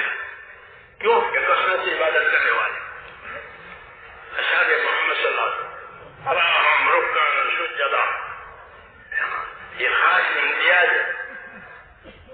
دعوت کی محنت کی وجہ سے عبادت کا ذوق شوق پیدا ہوتا ہے، اللہ کی طرف رجوع ہو جاتا ہے جی کہ اللہ میں مشغول ہو جاؤں، اللہ میں لگ جاؤں، اللہ کی عبادت میں لگ جاؤں. یہ تاثیریں تراہم رکعا سجدا. آپ ان کو رکوع کرنے والے پاؤ گے، سجدہ کرنے والے پاؤ گے. اور کیا چاہتے ہیں؟ یبتغون فضلا من اللہ ورضوانا. وہ اللہ کے فضل کو چاہتے ہیں، اللہ کے فضل کو چاہتے ہیں کہ اللہ ہم پر فضل کر دے. کیونکہ حق تو ادا ہوگا نہیں، اس لیے اللہ کا فضل مانگ رہے کہ اللہ تعالیٰ آپ ہی فضل سے ہمارا کام بنا دے اور کام کو قبول فرما دے. تیرا حق تو ادا ہوگا نہیں. اس لیے اجر نہیں مانگ رہے، فضل مانگ رہے، بدلہ نہیں مانگ رہے. مزدور تو بدلہ مانگتا ہے کہ ہم بدلہ نہیں مانگ سکتے، ہم تو فضل مانگتے ہیں کہ ہمارے اوپر فضل ہاں. اس لیے کہ جو ہم نے کیا ہے وہ بھی تو اللہ کی توفیق سے کیا ہے، اللہ کی طاقت سے کیا ہے. ہمارے پاس کیا ہے؟ جو کچھ ملا ہے تو اللہ کی طرف سے ملا ہے. دین بھی اللہ کی طرف سے ملا، توفیق بھی اللہ کی طرف سے ملی، آسانی بھی اللہ کی طرف سے. ہمارا سب کچھ ہے نہیں. اور جو کیا ہے اپنے لیے کیا ہے، کیونکہ جو کرے گا اپنے لیے کرے گا، اللہ کا نہیں ہے. تو جو آدمی اپنے لیے کام کرے تو اپنے لیے کام کرنے کی کوئی مزدوری نہیں ہوتی. اگر درزی اپنے لیے کپڑا سیتا ہے تو اس کو کوئی مزدوری دے گا؟ بتاؤ. بس کسی نے سیا کہ میں نے اپنے لیے سیا تو اس کو کیا مزدوری ملے گی؟ کیا کچھ نہیں ملے گی. تو نے اپنے لیے سیا ہے، اپنے لیے بنایا ہے. تو ہم کام تو اپنے لیے کرتے ہیں، عبادت اپنے لیے کرتے ہیں، نیکی اپنے لیے کرتے ہیں. پھر بدلہ اللہ سے مانگنے کا کیا حق ہے؟ ہاں، یہ نیکی کس کے لگا؟ اپنے لیے کرتے. گناہ سے کس کے لیے بچتے ہو؟ اپنے لیے بچتے ہیں. گناہ سے بچتے ہیں تو اپنے لیے بچتے ہیں، نیکی کرتے ہیں تو اپنے لیے کرتے ہیں. تو تم تو اپنے لیے کر رہے ہو، پھر کیا مانگتے ہو؟ بات تو یہی ہے. یبتغون فضلا من اللہ ورضوانا. تو مانگنے کا حق نہیں ہے، ہم نے اپنے لیے کیا ہے، لیکن ہم تو محتاج ہیں، اس لیے تیرا فضل مانگتے. اپنا فضل فرما دے، اپنی مہربانی فرما دے، مولانا اجازت فرما دے.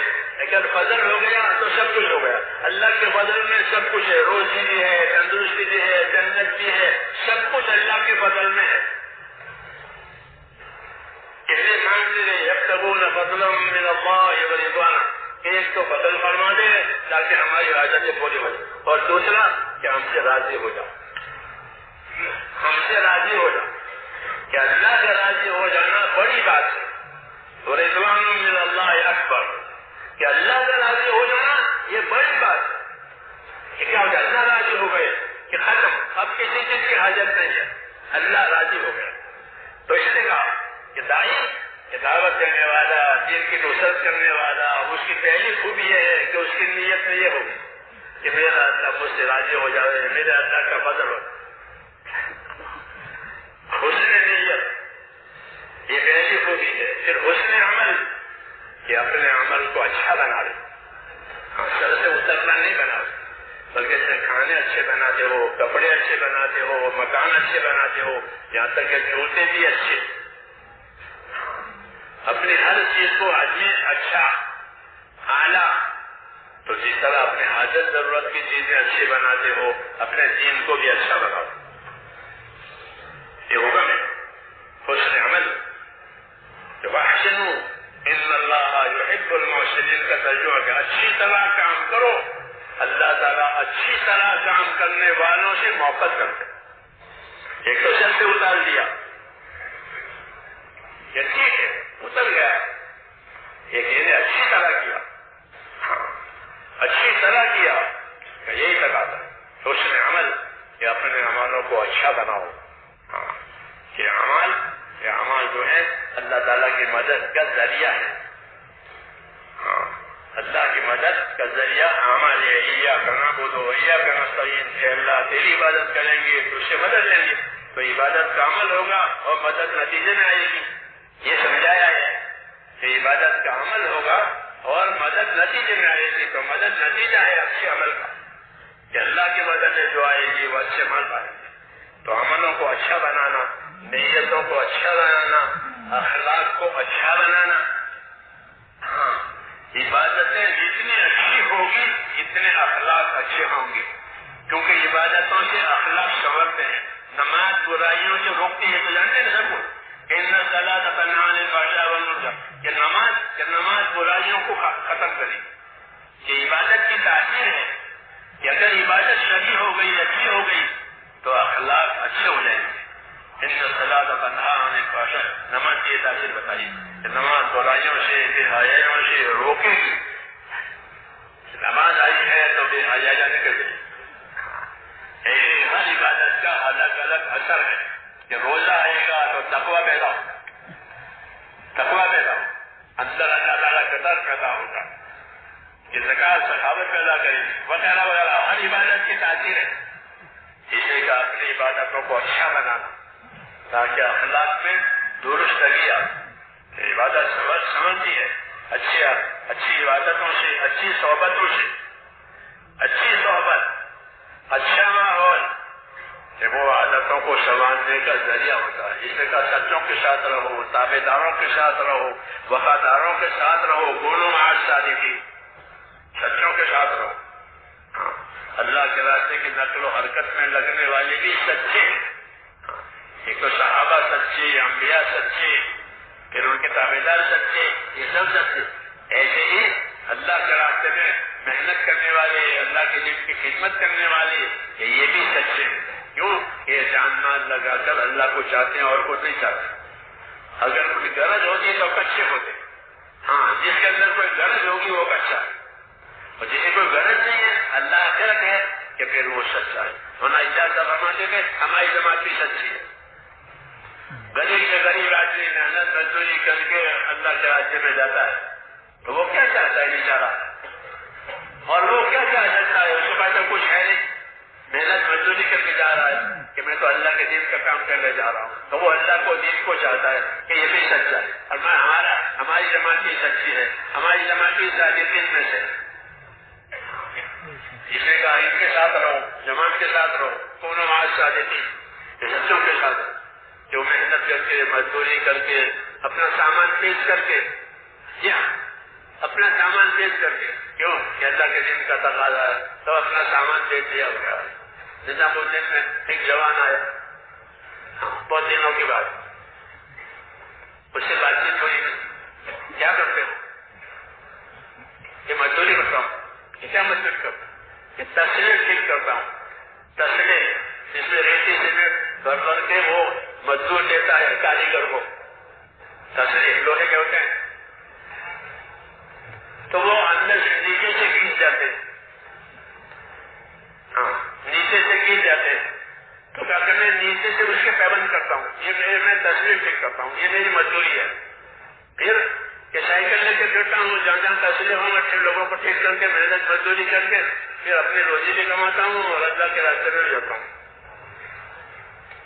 تو بتاؤ یہ سچا ہے یا کچا ہے؟ کہ سائیکل پر جاتا ہوں، سائیکل پر جاتا ہوں دیہاتوں میں، وہ یہ فیصلے ٹھیک کرتا ہوں اور پیسے جمع کر کے پھر کے گھر میں بھی دیتا ہوں اور اللہ کے راستے میں. اب کی مرتبہ تقاضا لمبا آیا تو میرے پاس پیسے تھے نہیں پورے، تو پھر کیا کیا کہ سائیکل لیتی. بنیادی سائیکل لیتی تو اب کیا کرو گے جب جاؤ گا تو؟ کہ وہ میرا جو اوزاروں کا صندوق ہے اس کو وہ سائیکل کا چلا پیچھے، اب سر پر رکھوں گا. تو بتاؤ یہ سچا ہے یا کچا ہے؟ حضرت فرماتے ہماری تعلیم جو اللہ کے راستے میں یہ بھی سچے ہے. تو کسائی کا تو بیچتی کیوں کہ والدہ کو اور بیوی کو پیسے دینے تھے، میں جماعت میں آ رہا تھا تو شاید کر بیچ کر ان کو پیسے دے دیا اور اب کہ وہ صندوق سر پر لے کر اپنا کام کروں گا، پیدل چلوں گا. کون مع الصادقین، سچوں کے ساتھ رہو. تو یہ سچے کہ اپنی قربانیوں کے ساتھ. تو اس کا نیت بھی سچی، عمل بھی سچا، وہ اس طریقے سے سچائی ظاہر ہوتی ہے. اخلاق بھی اچھے، کہ سب کا حق ادا کر کے جانا، ماں باپ ہے تو ماں باپ، بیوی ہے تو بیوی، کہ حقوق کی ادائیگی کے ساتھ یہ کام کیا جائے گا. مولانا جیسا فرماتے تھے اس کام کو کرو اور حقوق کی ادائیگی کے ساتھ کرو، ایک دوسرے کے حق ادا ہو جانا. کہ دنیا حقوق ادا کرنے کی جگہ ہے اور آخرت بدلہ پانے کی جگہ ہے. محنت کر کے اپنے اندر عبادت کی بھی استعداد پیدا کرنی ہے اور دوسروں کے حقوق کے بارے میں احتیاط کرنی ہے کہ کسی کے حق میں ملوث نہ ہو، کسی کے حق میں گرفتار نہ ہو. اس لیے ہم کو حقوق کی ادائیگی کی رہبری دی ہے. حقوق کی ادائیگی کی رہبری میں 3 باتیں سنائی ہیں. انصاف سے رہو، احسان سے رہو، ایثار سے رہو. یہ حقوق کی وجہ ہے. انصاف سے رہو، کونوا قوامین بالقسط. یہ بار بار یہ آیتیں آئی ہیں قرآن پاک. کونوا قوامین بالقسط، انصاف سے زندگی گزارو. انصاف ہوگا تو حقوق ادا ہوں گے، انصاف نہیں ہوگا ظلم ہوگا. ظلم میں حقوق کی پائمالی ہوگی. ظلم میں حقوق کی پائمالی. اللہ فرماتے ہیں ظلم میں نے اپنی ذات پر بھی حرام کیا ہے، میں ظلم نہیں کرتا. وما انا بظلام للعبید، جو کہا وما انا بظلام للعبید، میں بالکل بندوں پر ظلم کر نہیں. اور وما جیسے میں نے ظلم اپنی ذات پر حرام کیا ہے، میں نے ظلم بندوں پر بھی حرام کیا ہے. کہ کوئی کسی پر ظلم نہ کرے، کوئی کسی پر ظلم نہ کرے. ظلم کی دونوں شکلیں ہیں. زیادتی کرنا بھی ظلم ہے، اس کے حق میں نقصان دینا یہ بھی ظلم ہے. ظلم کے دونوں معنی ہوتے ہیں. زیادتی کرے وہ بھی ظالم اور اصل حق میں نقصان کرے وہ بھی ظالم. دونوں ظلم. یہ ہمارے ہاں نہیں ہے کہ ظلم ہم نہیں کریں. ادا تو ظالم ہو، خبردار کوئی ایک دوسرے پر ظلم نہ کرے. تو پھر کیا کریں کہ انصاف سے رہو، انصاف سے رہو. جو اپنے لیے پسند کرو وہ دوسروں کے لیے پسند کرو، جو اپنے لیے ناپسند کرو وہ دوسروں کے ناپسند. یہ انصاف ہے. انصاف سے آگے احسان ہے. انصاف سے آگے احسان ہے کہ انصاف کرنا تو واجب ہے، کیونکہ انصاف نہیں ہوگا تو حق ادا نہیں ہوگا. انصاف سے ہی حق ادا ہوتا ہے. تاجر کو بھی انصاف کا حکم ہے، حاکم کو بھی انصاف کا حکم ہے، سب کو انصاف کا حکم ہے. کہ تاجر نے پیسے لیے ہیں تو مال دے، پیسے صحیح لیے ہیں مال صحیح دے، پیسے برے لیے ہیں مال برا دے. انصاف کی بات ہے، انصاف کی بات ہے. جی ہاں. تو انصاف حضور کر دے، ظلم ہر وقت حرام ہے. تو انصاف سے رہو تاکہ جو چیز اپنے لیے پسند کرو وہ دوسروں کو پسند. انصاف سے آگے احسان ہے کہ اپنی ذات سے دوسروں کو فائدہ پہنچاؤ. دوسروں سے فائدے کی امید مت رکھو، دوسروں سے نفع کی امید مت رکھو، اپنی ذات سے نفع پہنچاؤ. یہ اللہ کو پسند ہے، اس کو احسان کہتے ہیں. احسان کہتے ہیں میری ذات سے دوسرے کو نفع پہنچ جائے، یہ احسان ہے. اسلامی معاشرت احسان پر ہے. اسلامی معاشرت یعنی اسلام نے رہن سہن کا طریقہ احسان پر ہے. ان اللہ یامر بالعدل والاحسان، اللہ حکم دے گا اپنے بندوں کو انصاف کرنے کا، احسان کرنے کا. ماں باپ کے ساتھ احسان کرو، یہاں سے ضرورت ہے وَاعْبُدُوا اللَّهَ وَلَا تُشْرِكُوا بِهِ شَيْئًا، ایک اللہ کی عبادت کرو، کسی کو شریک مت کرو، اور اپنے ماں باپ کے ساتھ احسان کرو. جو ماں باپ سے بڑا تعلق ہے، اللہ رسول کے بعد ماں باپ، تو احسان کرنے کا حکم دیا ماں باپ کے ساتھ. پھر جتنے تعلقات ہیں ان تعلقات میں احسان ہے. رشتے داری ہے تو رشتے داری کا بھی حق ہے، پڑوس ہے تو پڑوس کا بھی حق ہے، ہم سبق ہے تو ہم سبق ہونے کا بھی حق ہے. ایک دھندے میں دونوں شریک ہیں، ایک کمپنی میں دونوں کام کرتے ہیں، ایک ساتھ دونوں سفر کرتے ہیں، ان تمام میں احسان کا حکم دیا ہے. کہ اسلامی معاشرت، اسلامی رہن سہن کی بنیاد احسان پر رکھی گئی ہے. کہ احسان کے ساتھ رہو، اپنی ذات سے دوسروں کو فائدہ پہنچاؤ، دوسروں سے نفع کی امید رکھو. کہ دوسروں سے نفع کی امیدوار رہنا یا دوسروں سے نفع مانگنا یہ غرض کہلاتا ہے. غرض اللہ کو پسند نہیں ہے، احسان اللہ کو پسند ہے. تو احسان کا حکم دیا ہے تاکہ بھائی چارہ قائم ہو جائے گا. احسان کی وجہ سے بھائی چارہ قائم ہو جائے گا، کیونکہ احسان محبت پیدا کرتا ہے. تو احسان سے محبت پیدا ہوتی ہے، پھر محبت سے سارے تقاضے پورے ہو جاتے ہیں. جس طرح نفرت سے سارے تقاضے ختم ہو جاتے ہیں، محبت سے سارے تقاضے پورے ہو جاتے ہیں. جس سے اللہ سے محبت ضروری ہے، اللہ کے رسول سے محبت ضروری ہے، اللہ کے دین اور ایمان سے محبت ضروری ہے. اللہم حبب الینا الایمان، دعا مانگے اللہ ہمیں ایمان کی محبت ہے. ایمان سے محبت ہوگی تو ایمان کا حق ادا کرے گا.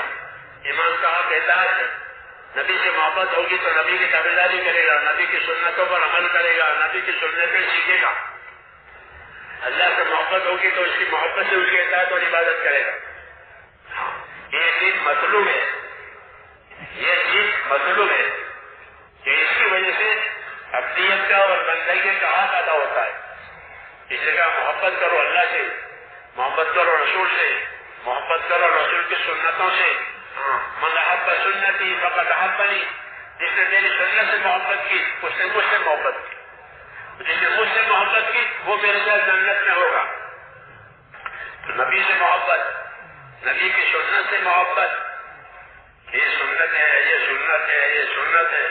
علم و ذکر میں یہی بات کہی گئی ہے کہ علم و ذکر میں کیا ہے کہ اللہ کا حکم دیکھو، نبی کی سنت دیکھو، اللہ کا حکم دیکھو، نبی کی سنت دیکھو زندگی کے ہر کام میں. یہ نہیں کہ علم و ذکر کو تو پیچھے ڈال دیا، تو علم و ذکر پیچھے رہ جائے گا تو خروج سے جہالت دور نہیں ہوگی. اگر علم و ذکر کو پیچھے ڈالا ہے تو صرف اللہ کے راستے میں نکلنے سے جہالت دور نہیں ہوگی، ماحول بنے گا، جہالت دور نہیں ہوگی. ایک فائدہ ہوگا، ایک نقصان ہوگا. اس لیے خروج علم و ذکر کے ساتھ، خروج علم و ذکر کے ساتھ، تاکہ ماحول بھی بنے اور جہالت بھی ختم ہو. جو صلی اللہ علیہ وسلم کے دعوت سے دونوں باتیں ہوئی ہے، جہالت بھی ختم ہوئی، ماحول بھی بنا. کیوں کہ آپ کی دعوت علم و ذکر والی ہے. علم نہیں ہے تو جہالت ہے، ذکر نہیں ہے تو غفلت ہے. تو اس سے کیا فائدہ ہوگا؟ اس سے آپ کے ماحول میں دونوں باتیں ہو گئی کہ لوگ علم و ذکر والے ہو گئے. دعوت تھی کونوا عباد اللہ اخوانا، کونوا عباد اللہ اخوانا، اللہ کے بندے رہو، آپس کے بھائی رہو. بات تو مختصر ہی ہے، اللہ کے بندے رہو. اللہ کے بندہ ہونے کا مطلب ہے کہ اللہ کے حقوق ادا کرو، اللہ کے حقوق کو جانو، اور آپس کے بھائی رہو. کہ آپس میں بھائی، کہ دین نے سب کو بھائی بنایا. پورا مدینہ ایک، پورا مدینہ سب بھائی. حضرت فرماتے تھے کہ مدینہ کا ماحول ایسا بنایا تھا کہ اگر ایک آدمی بیمار ہو گیا، مثال دیتے تھے کہ مثال کے طور پر مدینہ کی آبادی 10,000 کی ہے، ایک بیمار ہو گیا تو ایک بیمار ہے اور 9,999 تیماردار ہے. اس کی ذمہ داری کرنے والے، اس کی خاموشی کرنے والے ان کی خدمت کرنے والے. کیونکہ بیمار کی تیمارداری یہ عدل کفایہ ہے کہ کوئی بیمار ہو جاوے تو اس کی تیمارداری کرو. سب سے پہلے اس کے رشتہ داری تیمارداری کریں گے. رشتہ داری ہے تو مسلمان تیمارداری کریں گے. جیسے جنازہ اور کفن دفن ہے نا, کیونکہ جنازے اور کفن سے پہلے بیماری آتی ہے تو بیماری میں وہی کفایت والا حکم ہے کہ بھائی بیمار ہوا کہ تیمارداری کون کرے, تو اس کے لوگ کریں. جیسے جنازہ میں کون اور کفن نہ کون, کفنا میں کون, تو اس کے ایسے بیماری کہہ دیے تو دوسرے بات. تو میں نے کہا کہ مدینے میں یہ ماحول لایا ہے کہ 900 کہ ایک آدمی بیمار ہو گیا تو 9 تو باقی جتنے ہیں 9,999 یہ اس کی تیمارداری کرنے والے. لیکن سب پر اس کی تیمارداری ہے, یہ سب تیمارداری کرتے کہ وہ سب بھائی چارہ بنائے گا. کون عباد اللہ اخوانا, کہ آپس کے بھائی, ان کو بھائی بنا دیا. بھائی مال لینے کے لیے نہیں, حق ادا کرنے کے لیے. ایک تو بھائی ہوتے ہیں وہ ورثے میں حق لیتے ہیں, وہ تو شہید کو الگ ہے, وہ انفرادی چیز ہے. یہ بھائی ایسے بنائے تھے کہ جو حقوق کی ادائیگی کے ساتھ دین میں مددگار بنے. اس طرح کونو عباد اللہ اخوانا, آپس کے اللہ کے بندے رہو, آپس کے بھائی رہو. یہ ماحول مدینہ میں حضور صلی اللہ علیہ وسلم چلایا. اس ماحول کی وجہ سے کیونکہ ایک دوسرے کے بھائی ہیں, ایک دوسرے, اس لیے سارے تقاضے پورے ہو جاتے ہیں. یہ نصرت کا مقام بنا ہے, نصرت کا ماحول بنایا. تو جب نصرت کا ماحول بنتا ہے میرے دوستوں تو دین کے سارے تقاضے پورے ہو جاتے ہیں. ذاتی زندگیوں میں دین آتا ہے, انفرادی زندگیوں میں دین آتا ہے. کیوں کہ نصرت کرنی ہے, مدد کرنی ہے, سیکھنا ہے, سکھانا ہے. ہاں, بھائی بن کر کے, ہمدرد بن کر کے, یہ دینی طریقہ ہے. اس طریقے پر اس کام کو اٹھایا ہے اور کسی سے کچھ نہیں لینا ہے. حاکموں سے حکومت نہیں لینی ہے, مالداروں سے مال نہیں لینا ہے.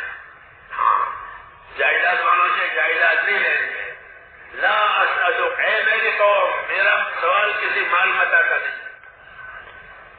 ہمارا اصول ہے کہ ہم اپنے کام کی عبادت میں کسی سے کچھ نہیں لیں گے.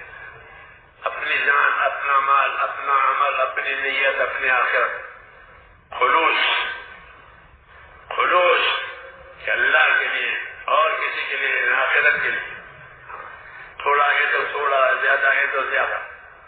ہاں, صاف بات اخلاص کے ساتھ, کہ اخلاص کی وجہ سے قبولیت آتی ہے.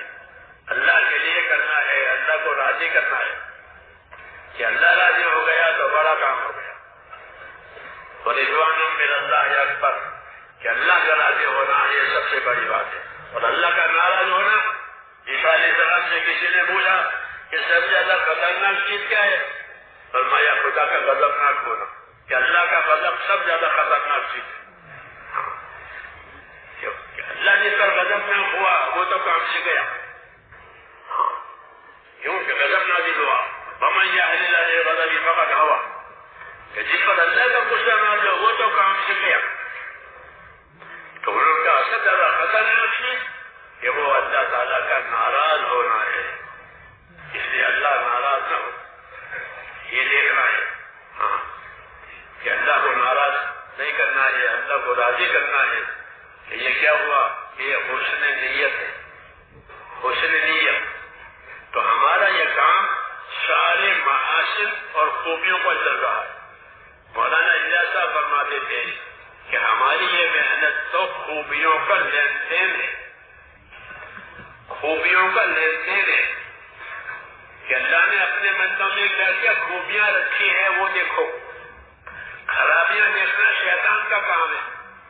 ہاں, شیطان خرابیاں دیکھتا ہے اور وہ لوگوں کو حقیق سمجھتا ہے. جیسے آدم علیہ السلام کے بارے میں کہا کہ آدم علیہ کے اولاد یہ بہکول ہو گئے, ان کو بہکاؤں گا تو بہک جائے گی. تو اس کو یہی ملا. اور اللہ تعالیٰ نے آدم علیہ السلام کو چنا ہے اور آدم کے اولاد کا اکرام کیا ہے. وَلَقَدْ كَرَّمْنَا بَنِي آدم, تو اللہ کو اکرام کرے اور یہ کہے گئے تو یہ اس کی نظر غلط ہے, اس کی نظر غلط ہے. اس لیے مولانا الیاس صاحب فرماتے تھے کہ ہمارے کام میں خوبیوں پر نظر کرنا ہے کہ اللہ نے اپنے بندوں میں کیا کیا خوبیاں رکھی ہے, اس کے ساتھ حسن زن, اچھا گمان کرنا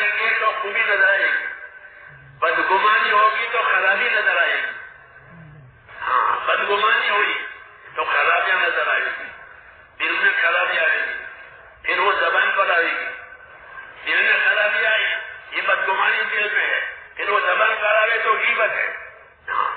کسی سے بدگمانی ہوئی تو دل میں ہوئی, پھر وہ اس کو زبان پر تذکرہ کہ یہ ایسا ہے یہ ایسا ہے, کہ یہ غیبت ہوئی. یہ حرام ہے. یہ اثرات ہوتے ہیں ایک بدی کے دوسری بدی تک لے جانے کے اثرات ہوتے ہیں. تو اس لیے حکم تھا کہ آپس میں گمان اچھا کرو, خوبیوں کو دیکھو. میوات والوں سے فرماتے تھے کہ تمہارے اندر 2 خوبیاں ہیں. تو پہلے میوات والوں سے سابقہ پڑا, ان کے لوگوں نے پہلے بات کو لیا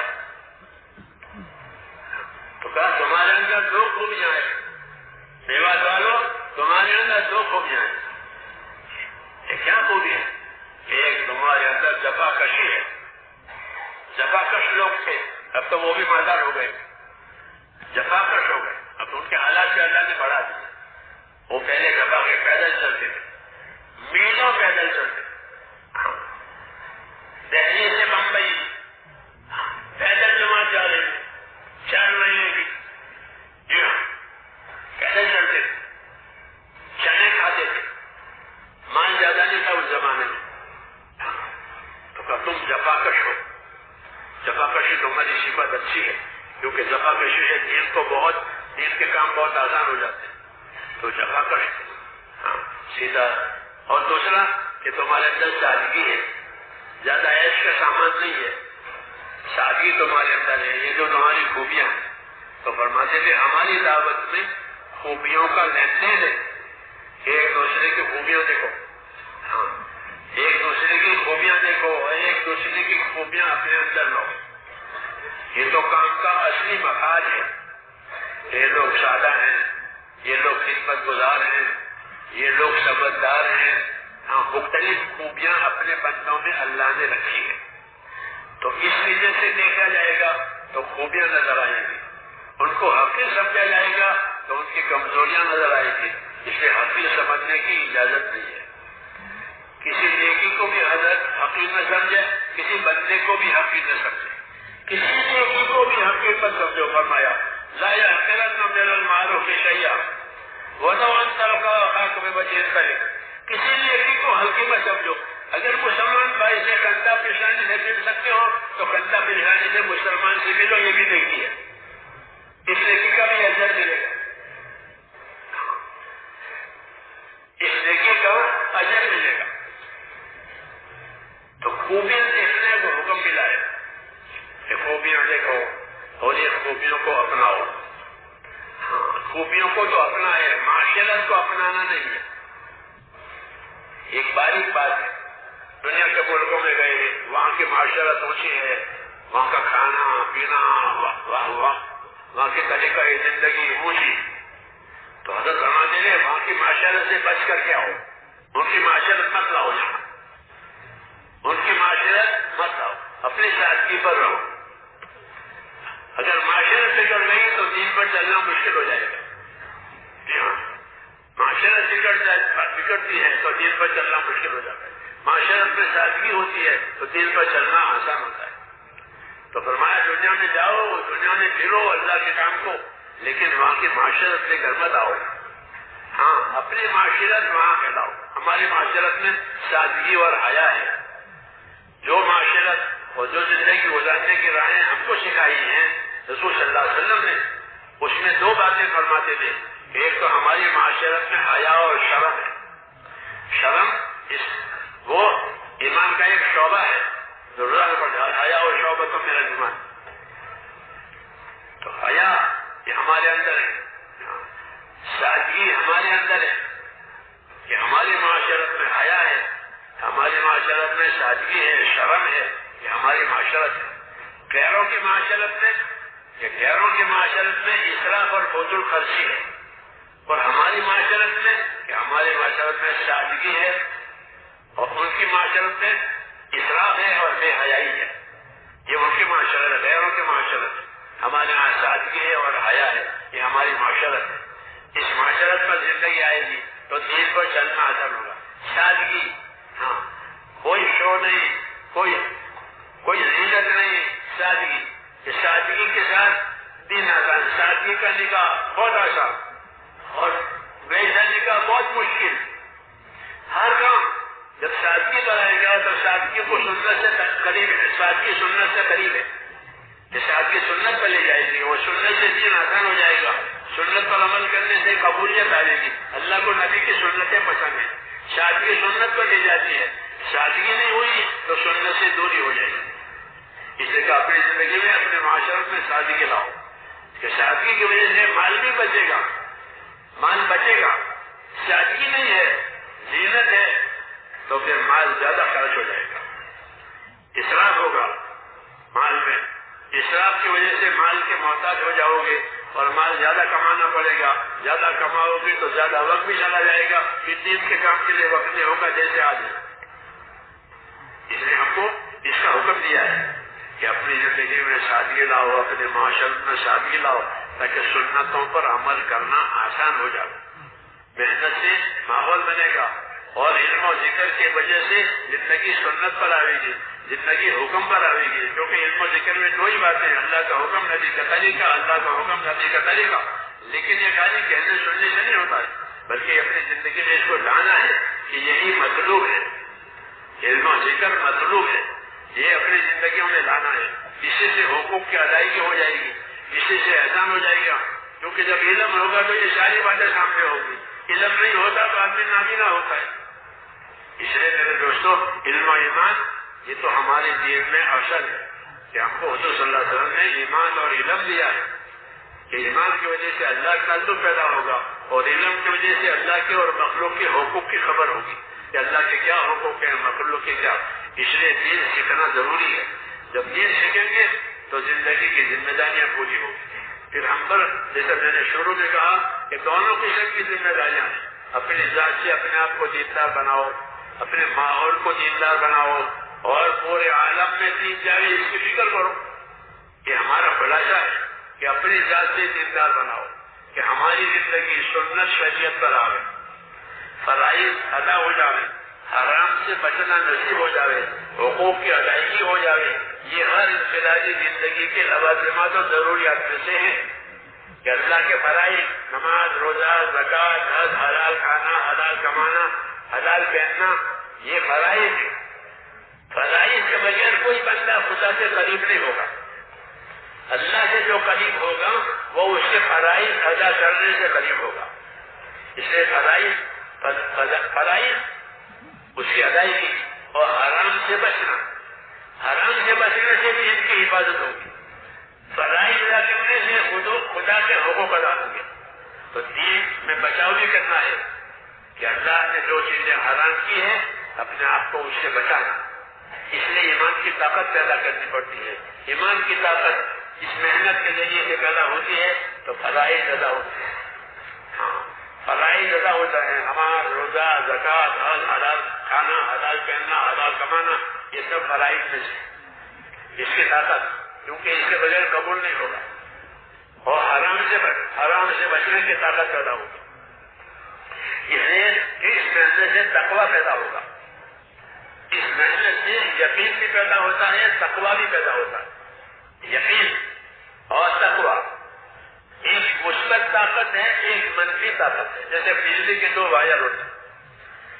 مثبت وہ یقین ہے کہ آدمی کے اندر یقین پیدا ہوگا، اللہ ہے، اللہ سب کچھ کرنے والا ہے، اس نے نیکی کے لیے جنت بنائی ہے، اس نے بدی کے لیے دوزخ بنائی ہے، پائی پائی کا حساب ہوگا، ان باتوں کا یقین کرنا اسے ایمانیات کہتے ہیں کہ جن باتوں کی خبر دی گئی ہے اس کا یقین آئے، جب یقین آ جائے گا تو آدمی اپنے یقین کے تابع ہوگا تو اطاعت کرے گا، تو یقین اطاعت پر لے جائے گا۔ دوسری صفت پیدا ہوتی ہے خوف، خدا کا خوف، آخرت کا خوف، کہ خوف پیدا ہوگا تو نہ کرنے کی باتوں سے بچے گا، خوف اس لیے پیدا کیا، حدیثوں میں ہے کہ یا اللہ مجھے اپنا خوف اتنا دے کہ میں تیری نافرمانی سے دور رہوں، یہ ہم کو سکھایا ہے، حضور صلی اللہ علیہ وسلم نافرمانی نہیں کرتے تھے لیکن سکھایا ہے کہ نافرمانی سے دور رہنا ضروری ہے، اس کے لیے خدا کا خوف چاہیے، تو خدا کا خوف مانگو تاکہ نافرمانی سے دور رہو۔ اللہم اقسم لنا من خشیتک ما تحول به بیننا وبین معصیتک، یہ دعا ہے کہ اللہ مجھے اپنا خوف اتنا دے کہ وہ تیرا خوف میرے اور نافرمانی کے درمیان میں آڑ بن جاؤ تو میں نافرمانی تک نہ جاؤں. اتنا خوف ہونا ضروری ہے. اس لیے وعدہ وعید کی باتیں سنائی جاتی ہیں فضائل میں. وعدے بھی ہیں وعید بھی کہ وعدوں کا یقین آئے تو نیکی کرے گا, وعید سے خوف آیا تو بدی چھوڑے گا. یہ نظام ہے. اس لیے فضائل کا زور ہونا چاہیے. فضائل اٹھ جائیں گے تو پھر مسائل پیدا ہو جائیں گے, لوگوں میں جھگڑے پیدا ہو جائیں گے. جو آج جھگڑے ہیں مسائل وہ اس لیے پیدا کہ فضائل اٹھ گئے. اب فضائل کی طرف دھیان نہیں ہے, مسائل سلجھاؤ. حضور صلی اللہ علیہ وسلم مسائل کو فضائل سے سلجھا دیا کہ دیکھو تو آج کوئی بات پیدا ہو گئی تو اس کو اگر تو اپنی بات چھوڑے گا تو تجھ کو اللہ جنت میں فلاں چیز دے گا, تو تیار ہے کہاں. جھگڑا ختم ہو گیا. فضائل سے جھگڑے ختم. جی ہاں, فضائل سے رغبت بڑھ جائے گی اللہ کی طرف, آخرت کی طرف. وعید سے خوف پیدا ہوگا. خوف پیدا ہوگا تو اپنی ضد چھوڑ دے گا. جس کے اندر خوف نہیں پیدا ہوگا وہ اپنی ضد پر رہے گا, اور جو اپنی ضد پر رہے گا وہ نامراد بنے گا. یہ فائدہ ہے. جو اپنی ضد پر رہا وہ نامراد ہوا. وخاب کل جبار عنید, کہ جتنے زبردستی والے ضدی ہیں وہ سب نامراد بننے والے ہیں. ابو جہل ہوا, ابو لہب ہوا, فرعون ہوا, یہ سب ضدی ہیں. ان کو حق بات پہنچی تھی, ان کو حق بات سمجھ نہیں آئی تھی, لیکن اپنی ضد کی وجہ سے وہ اس سے فائدہ نہیں اٹھا سکے تو ہلاک ہو گئے. اس نے کہا کہ خواب کل جبار عنید, جتنے زبردستی والے ضدی ہیں یہ سب نامراد ہیں اللہ کے. اس لیے جب وعدہ وعید کے ذریعے سے اپنی ضد چھوڑنی ہے. میری ضد ہے اور میری ضد مجھے ہلاک کرے گی, تو راستے کھل جائیں گے وعدہ وعید کی وجہ سے, خیر کے راستے. اس لیے فضائل سے چلایا ہے, فضائل سے امت کو چلایا ہے. نبی فضائل کے ساتھ آتے ہیں. نبی کوئی طاقت لے کر نہیں آتے, دبدبا لے کر نہیں آتے. لوگ نبیوں کو قتل کرتے تھے, لوگ مارتے تھے. کیوں؟ ان کا کوئی دبدبا نہیں ہے. وہ تو بے کسی میں کام کرتے تھے, پھر اللہ ان کی مدد کرتے تھے. ان کے پاس جو چیز ہوتی تھی وہ بشارتیں ہوتی تھی, فضائل ہوتے تھے. وہ لوگوں کو فضائل بتاتے تھے, گناہوں کے اثرات بتاتے ہیں تاکہ وہ ڈر کر گناہ چھوڑے اور نیکی کی رغبت میں نیکی کرے. یہ آسان طریقہ ہے زندگیوں میں دین لانے کا, فضائل کے ذریعے سے. کہ فضائل کے ذریعے سے زندگیوں میں دین لاؤ, اور دین لا کر اللہ کا حق, بندوں کا حق یہ ادا ہو جاتا ہے دین لانے کی وجہ سے. اس لیے کہا کہ دین میں دنیا آخرت کی کامیابی ہے. دین نہیں ہے دنیا آخرت کی ہلاکت ہے, دنیا آخرت کی بربادی ہے. اللہ تعالیٰ نے ہم کو دین بھی دیا ہے اور بطور امانت کے بھی دیا ہے, بطور نعمت کے بھی دیا ہے. دین بطور امانت کے ملا ہے کہ اس کی حفاظت کرو اور اس کو قبر میں لے جاؤ. دین کو قبر میں لے جانا ہے, کیونکہ وہ فرشتہ پوچھے گا ماں دینوں کا, اپنا دین بتاؤ. ہاں, قبر کا جو امتحان ہے اس میں ایک سوال ہے کہ ماں دینوں کا, تیرا دین کیا ہے, تو نے اپنی زندگی کس طریقے پر گزاری ہے. وہ یہی مجھے تو مانتا تھا, غریب تھا, تاجر تھا, نہیں, دین کیا تھا, زندگی گزارنے کا تیرا طریقہ کیا تھا وہ بتاؤ. تو منافق اور جس کے بعد دین نہیں ہوگا کافی یہ کہے گا کہ مجھے کچھ معلوم نہیں ہے. ہاں, مجھے کچھ معلوم نہیں. کیوں روایتی رہے وہ کیا بتائیں گے. تو وہ تو ہلاک ہو گئے ہمیشہ کے لیے. ایمان والا بتا لے گا کہ میرا دین اسلام ہے, میرا رب اللہ ہے, میرا رسول میرے رسول ہے, میرے نبی ہے. مجھے پتا چلا کہ ہم کو اللہ نے قرآن نے بتایا تھا محمد الرسول اللہ, محمد اللہ کا رسول ہے. قرآن نے آپ کو بتایا, تو وہ اپنا دین صحیح پیش کرے گا. اس نے میرے کہا دین یہ تو آخر تک لے جانا ہے. وہ دین مولانا اجازت کا فرماتے دین کہ دین تو اعمال کے مجموعے کا نام ہے. ایک چیز کا نام دین نہیں ہے, کہ دین اعمال کے مجموعے کا نام ہے, کہ اس میں دلوں کے بھی اعمال ہیں. کہ دل کا کیا عمل ہے, کہ دل کا عمل عقیدہ صحیح ہو, یقین صحیح ہو, گمان صحیح ہو, یہ دلوں کے لیے. ہاتھ پاؤں اور اعضاء کا دین, ہاتھ پاؤں اور اعضاء کا دین. اسی طرح اسباب کا دین, کہ اللہ نے اسباب دیے ہیں تو اسباب میں اسباب کا دین, حالات میں حالات کا دین. تو دین ایسا ہے کہ روح کی طرح وہ پھیلا ہوا ہے جیسا روح پورے بدن سے پھیلی ہوئی ہے. تعالیٰ نے جو ہم کو دین دیا ہے وہ زندگی کے سارے شعبے میں پھیلے ہوئے ہیں. زندگی کے جس شعبے میں دین نہیں ہوگا وہ شعبہ خراب ہوگا. جیسے بدن کے جس حصے میں دین نہیں ہوتا اور وہ سوکھ جاتا ہے یوں تو وہ بدن کا وہ حصہ کام نہیں کرتا بلکہ پورے بدن کے لیے مصیبت بنا ہوا ہے. ایسے دین کے سارے شعبوں کے لیے ہے. جس شعبوں میں دین ہوگا اس شعبے میں برکت ہوگی خیر ہوگی اور جس شعبے میں سے دین نکل جائے گا تو اس میں ظلم اور فساد آئے گا. اس لیے ہم کو دین کے لیے دعوت دی ہے کہ دین کی دعوت دو تاکہ ہر شعبے میں دین آئے. نفع نقصان سمجھاؤ, آخرت سمجھاؤ اور آخرت سمجھا کر لوگوں کو دیندار بناؤ. اور کوئی طاقت ہمارے پاس نہیں.